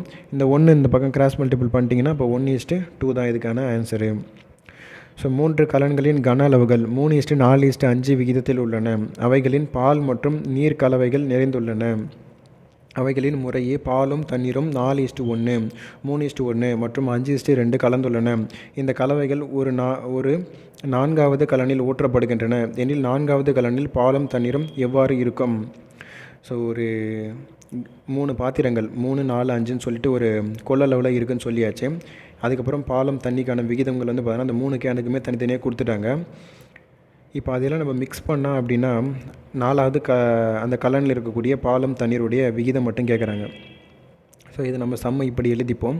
3:4:5 அந்த கொடுத்தாச்சு. இப்போ நம்ம 3த்துக்கும் நமக்கு பாலும் தண்ணிக்கான ரேஷியோ தனித்தனியாக கொடுத்துட்டாங்களா. 4:1, 3:1, 5:2. ஸோ இப்போ வந்து பார்த்திங்கன்னா நான் பாலுக்கு மட்டும் தனியாக எழுதுகிறேன், அப்புறமா வாட்டருக்கு தனியாக எழுதுகிறேன். 3 கேனுக்குமே தனித்தனியாக நம்ம எழுதுகிறோம். இப்போ வந்து பார்த்திங்கன்னா இது அப்படியே நம்ம ஆட் மட்டும் பண்ணிக்கிறோம். இதை நம்ம இப்போ வந்து பார்த்தோம்னா இப்போ இந்த 3த்தையும் இப்போ பார்த்தோம்னா 4 + 1 5. ஃபஸ்ட்டு என்ன பண்ணுங்க, பால் மட்டும் வச்சுக்கோங்க, அப்புறமா அதை ஆட் பண்ணி கீழே எழுதிக்கோங்க. 4 / 1, 4 + 1னா 5. அப்புறமா 3 அப்படியே வச்சுக்கோங்க, 3 + 1னா 4. அப்புறமா 5 அப்படியே வச்சுக்கோங்க, 5 + 2னா 7. ஸோ இதேமாரி வாட்டருக்குமே பண்ணணும். தண்ணியை வச்சுட்டிங்க அப்படின்னா 4 + 1னா 5. ஸோ அதேமாரி இங்கே பண்ணணும். ஸோ அடுத்த ஒரு ஈக்குவேஷனுக்கே வந்துடும் கீழே. ஸோ மேலே அப்படின்னு பார்த்தோன்னா பால் வச்சுக்கிறோம், அப்படியே கீழே வந்து 2த்தையும் ஆட் பண்ணி 5ன்னு எழுதிக்கிறோம். ஃபஸ்ட்டு கேனுக்கு வந்து பார்த்தோன்னா 3x ப்ளஸ் செகண்ட் கேன் வந்து பார்த்திங்கன்னா அதேமாரி 4x இன்ட்டு பால் வந்து பார்த்திங்கன்னா 3/4 x ப்ளஸ் அதேமாரி 5/7 இன்ட்டு 3வது கேன் 5x ஈக்குவல் டு இப்போ இந்த பக்கம் பார்த்திங்கன்னா வாட்டர் எழுத போகிறோம். வாட்டர்னால் 1/5 இன்ட்டு 3x ப்ளஸ் வந்து பார்த்திங்கன்னா 1/4 இன்ட்டு 4x. இதுக்கு வந்து வாட்டர் வந்து பார்த்திங்கன்னா 2/7 இன்ட்டு 5x. இப்போ வந்து பார்த்திங்கன்னா அப்படியே நீங்கள் எல்லாத்துக்கும் எல்சிஎம் எடுத்து கிராஸ் மல்டிபிள் பண்ணிட்டீங்கன்னா ஆன்சர் வந்து பார்த்தோம்னா நமக்கு 314 x / 35 ஈக்குவல் டு 106/x / 35 வந்துடும். இந்த பக்கம் 35 கேன்சல் பண்ணிவிடுவோம். ஸோ அப்புறமா எக்ஸுக்கு எக்ஸுமே கேன்சலேஷன் ஆகிடும். நமக்கு இப்போ ரேஷியோ வந்து பார்த்தோம்னா 157.53 வந்துடும். ஸோ இதே மாதிரி இன்னொரு சம் ஒன்று கூட இருக்குது, இங்கே பார்ப்போம். இதையுமே 10 லிட்டர் கொள்ளளவு கொண்ட 3 பாத்திரங்களில் முறையே 2:1, 3:1 மற்றும் 3:2 என்ற விகிதத்தில் பாலும் தண்ணீரும் கலந்த கலவையால் நிரப்பப்பட்டுள்ளது. 3 பாத்திரங்களில் உள்ள கலவைகள் அனைத்தையும் ஒரு பெரிய பாத்திரத்தில் ஊற்றப்படுகிறது எனில் பெரிய பாத்திரத்தில் உள்ள கலவையில் பால் மற்றும் தண்ணீரின் விகிதம் என்ன. ஒரு 10 லிட்டர் வந்து கொள்ளளவு கொண்ட 3 பாத்திரங்கள் சொல்லியாச்சு. அது எல்லாமே பார்த்தீங்கன்னா 2:1, 3:1, 3:2 சொல்லிட்டு பாலும் தண்ணி மிக்ஸ் ஆகி போயிருக்கு. இப்போ அதை எடுத்து ஒரு பெரிய பாத்திரத்தில் ஊற்றினா அதனுடைய புதிய விகிதம் மட்டும் கேட்டிருக்காங்களா. ஸோ அங்கே போட்ட இல்லையா அதே சம்பவம் தான். ஃபஸ்ட்டு பாலுக்கு எழுதுங்க, அப்புறமா ஈக்குவல் டு போட்டு தண்ணிக்கு வந்து மட்டும் எழுதுங்க. ஆனால் 3 கேனுமே 10 லிட்டர் அப்படின்ற மாதிரி தெரிஞ்சிச்சு நமக்கு. அப்போ 2/, நமக்கு அங்கே ரேஷியோக்கு கோசம் இங்கே பார்க்கலாம்.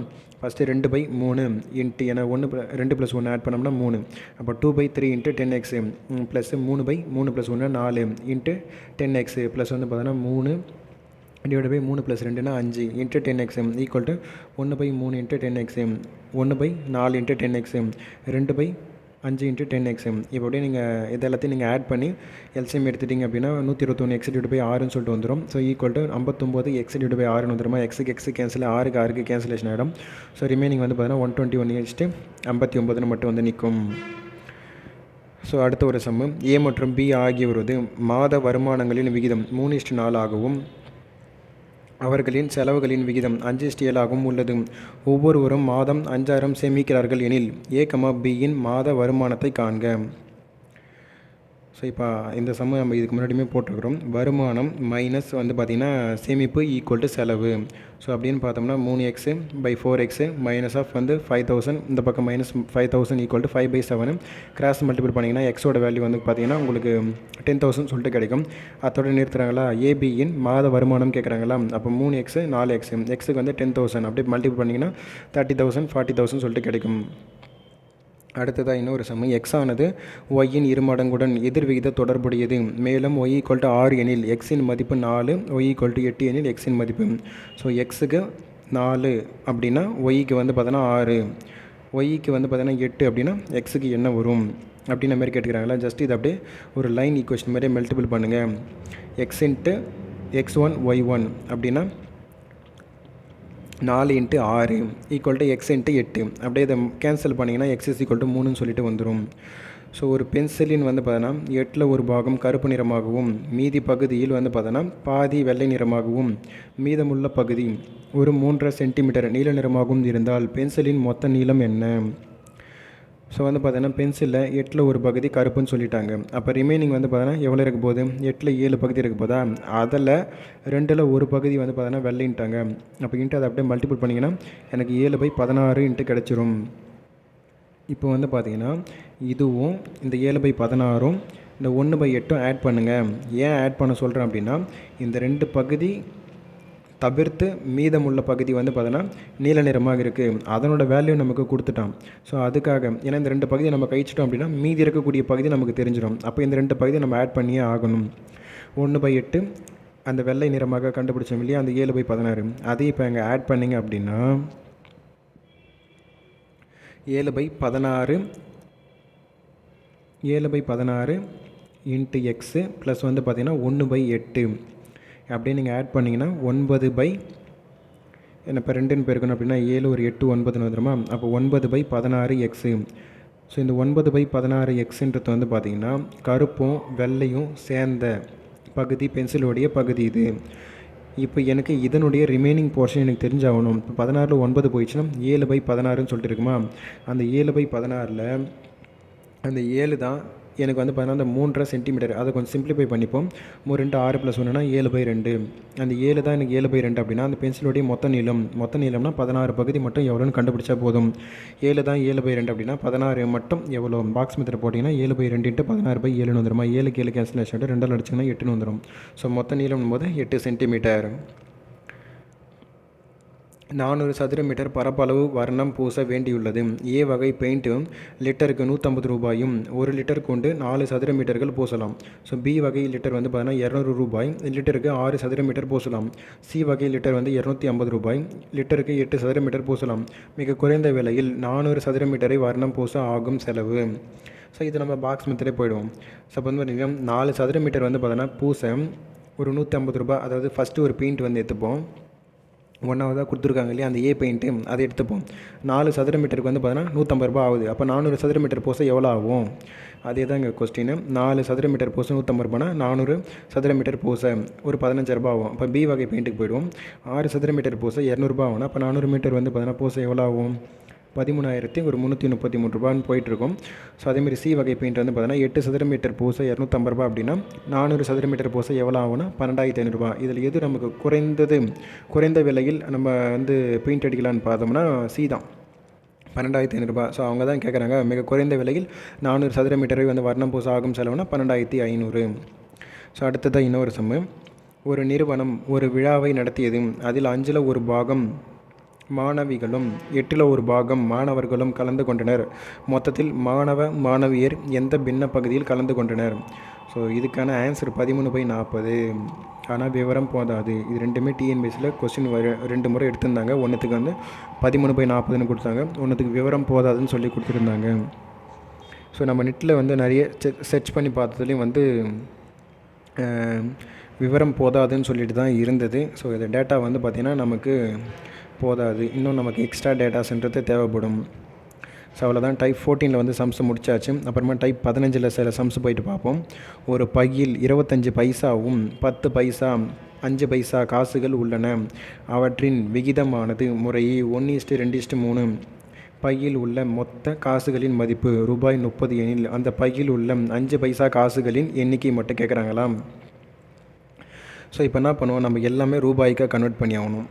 டிவைடட் பை 100ல் மல்டிபிள் பண்ணுவோம். அதுக்கு முன்னாடி நம்ம என்ன பண்ணுவோம், அந்த விகிதத்தில் இருக்குது இல்லை, 25 பைசான்றது 1ன்ற ஒரு விகிதத்தில் இருக்குது, 10 பைசான்றது 2ன்ற விகிதத்தில் இருக்குது. அப்போ அதாக கூட மல்டிபிள் வேறு பண்ணணும். இது அப்போ 1 × 25 பைசா மல்டிபிள் பண்ணிங்கன்னா 25ன்னு வருமா, அது ரூபாய்க்கு கன்வெர்ட் பண்ணுறோம் அப்படின்னா டிவைடடில் 100 போடுவேன், இல்லைனா 2 ஸ்தானம் தள்ளி புள்ளி வச்சுக்கினா கூட போதும்.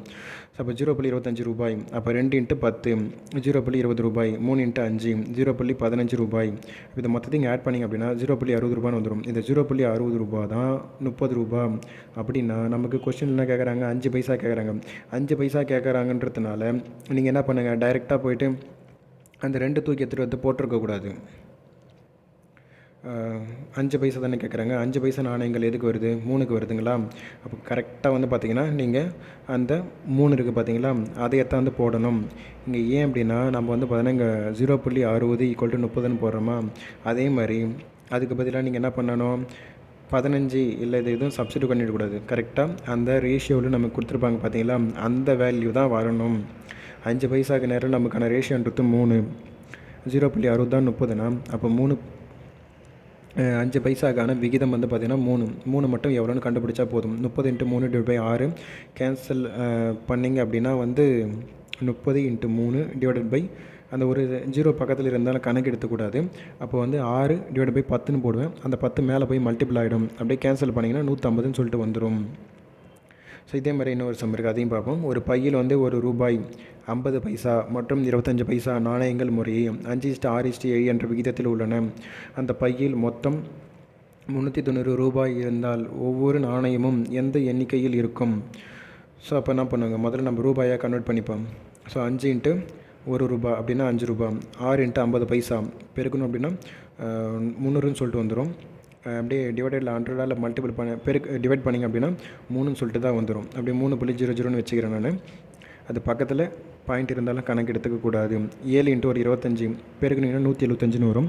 ஏன்னா அது பைசாவில் இருக்கு இல்லையா, 175 பைசாவை நான் ரூபாய்க்கு கன்வெர்ட் பண்ணேன்னா 2 ஸ்தானம் தள்ளி புள்ளி வச்சுப்பேன். இப்போ நீங்கள் ஆட் பண்ணிங்கன்னா 9.75 ரூபான்னு வந்துடும். இந்த 9.75 ரூபா தான் 390 ரூபா. கொஸ்டினில் என்ன கேட்குறாங்கன்னா ஒவ்வொரு நாணயமும் எந்த எண்ணிக்கையில் இருக்கும். ஸோ மொத்தமே நமக்கு கேட்குறாங்க. அப்போ 5, 6, 7 அப்போ அந்த ரேஷியோவில் கொடுத்துருக்காங்க இல்லையா, 5 எவ்வளோ இருக்கும், 6 எவ்வளோ இருக்கும், 7 எவ்வளோ இருக்கும்னு சொல்லிட்டு பார்த்தீங்கன்னா 390 × 5 975 × 100.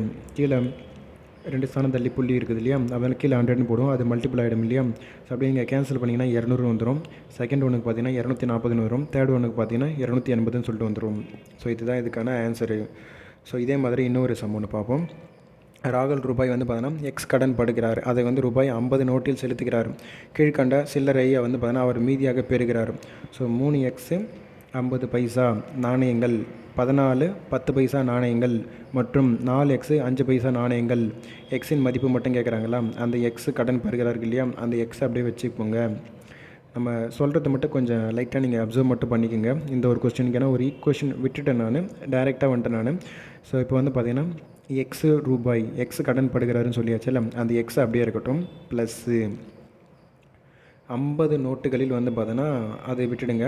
அதுக்கு அடுத்தது வந்து பார்த்தோம்னா இந்த 3x × 50ன்னு இருக்குதுங்க இல்லையா, அதை அப்படியே பெருக்குனிங்கன்னா 150 பைசான்னு மாறுமா, டிவைடடில் 100ன்னு வருமா, அப்படியே நோட் பண்ணிக்கோங்க. ப்ளஸ்ஸு 14 × 10 பெருக்குனிங்கன்னா 140 பைசான்னு வருமா, அது ரூபாய்க்காக கன்வெர்ட் பண்ணால் கீழே 100ன்னு போடுவோன்னா, ப்ளஸ்ஸு 4x × 5 பைசா, அப்போ 4 5 20 x /100, ஏன்னா ரூபாய்க்கு கன்வெர்ட் பண்ணுறேன் அப்படின்னும் போது இந்த 3 டேர்முக்குமே டிவைடடில் காமனாக 100 இருக்குமா, அப்போ அடிமானம் சமம்னா நான் அடுக்க கூட்டிட்டேன். இப்போது அந்த பக்கம் வெறும் x மட்டும்தான் இருக்கும். அப்போ இந்த 100ன்றது நான் அந்த பக்கம் தள்ளிட்டேன் அப்படின்னா அங்கே 100xன்னு ஆகிடுமா. அப்புறமா இங்கே அடியில் இருக்கக்கூடிய அந்த 100 ஓவராலாக நான் ஈக்குவல் கனடா தள்ளிட்டேன் அப்படின்னா அந்த 50 × ஒரு 100ஆக மாறிடுமா. இப்போது இந்த அடியில் 100ன்றது உங்களுக்கு தேவை கிடையாது. நான் இது ஸ்ட்ரைட்டாக தெரியும் அப்படின்றதுனால நான் எல்சிஎம் எல்லாம் எதுவுமே இங்கே உங்களுக்கு கீழே போடாமல் டைரெக்டாக அங்கே 100x அப்படின்னு ரூபாய்க்கு கன்வெர்ட் பண்ணி எழுதிட்டேன். ஸோ இப்போ நீங்கள் இதை அப்படியே ஆட் பண்ணிங்க அப்படின்னா எக்ஸ் மொத்தம் ஆட் பண்ணிங்கன்னா 270xன்னு வரும். ரூபாய் எல்லாம் இந்த பக்கம் எடுத்து போயிட்டு மல்டிபிள் பண்ணி கழிச்சிட்டிங்க அப்படின்னா 4860ன்னு சொல்லிட்டு வந்துடும். 0க்கு 0 கேன்சலேஷன் ஆகிடும். ஸோ அப்படி 27 கேன்சல் பண்ணிங்கன்னா x = 18ன்னு சொல்லிட்டு வந்துடும். ஸோ அவ்வளோதான், நம்ம வந்து ரேஷியோ அண்ட் ப்ரொபோர்ஷன் இருக்கக்கூடிய சம்ஸ் எல்லாம் நம்ம முடிச்சிட்டோம். இதுவே ரொம்ப நம்ம அதிகமான சம்ஸ் தான் நம்ம உங்களுக்கு கொடுத்துருக்குது. இந்த சம்மு எல்லாம் நீங்கள் ப்ராக்டிஸ் நல்லா பண்ணுங்கள். இதிலிருந்தே உங்களுக்கு 2 இல்லை 3 சம்மு வரக்கூடிய குரூப் 4க்கு கவர் ஆகிடும். அதுவும் இல்லாமல் எந்த டிஎன்பிஎஸ்சி எக்ஸாம்ஸில் நீங்கள் எழுத போகிறதா இருந்தாலும் சரி, இந்த சம்மு மட்டும் நீங்கள் பார்த்தாலே போதும். ரேஷியோ அண்ட் ப்ரொபோர்ஷன்லேருந்து சம்மு வருது அப்படின்னா நீங்கள் நிச்சயமாக அட்டன் பண்ணுவீங்க. அட்டன் பண்ணாமலாம் வரமாட்டீங்க. ஸோ அடுத்ததாக இதனுடைய தொடர்ச்சியாக இருக்கக்கூடிய ஏஜஸ் சம்ஸ் வந்து பார்க்கலாம். வயது தொடர்பான கணக்குகள். ஸோ அது நமக்கு ஏஜஸ் சம்ஸ் எல்லாம் நமக்கு எக்ஸ்ட்ரா சிலபஸ் எல்லாம் எதுவுமே கிடையாது. ஆனால் நமக்கு அந்த ஏஜஸ் எல்லாமே நம்ம ரேஷியோவில் தானே கால்குலேட் பண்ணுவோம். அதனால் அது ரேஷியோ அண்ட் ப்ரொபோர்ஷனில் இருக்கிறதுனால ஸோ இந்த டாப்பிக்கில் ஆட் ஆகிற மாதிரி நமக்கு கொஸ்டின் வந்துட்டு இருக்குது. ஸோ அதையுமே நம்ம ஒரு தனியான ஒரு டாப்பிக்கில் பார்த்து முடிச்சிடுவோம். ஸோ பார்த்து முடிச்சிட்டோம்னா நமக்கு ரேஷியோ அண்ட் ப்ரொபோர்ஷன் ஓவரால் வந்து பார்த்திங்கன்னா கம்ப்ளீட் ஆகிடும். ஸோ நெக்ஸ்ட் ஒரு டாப்பிக்கில் பார்க்கலாம்.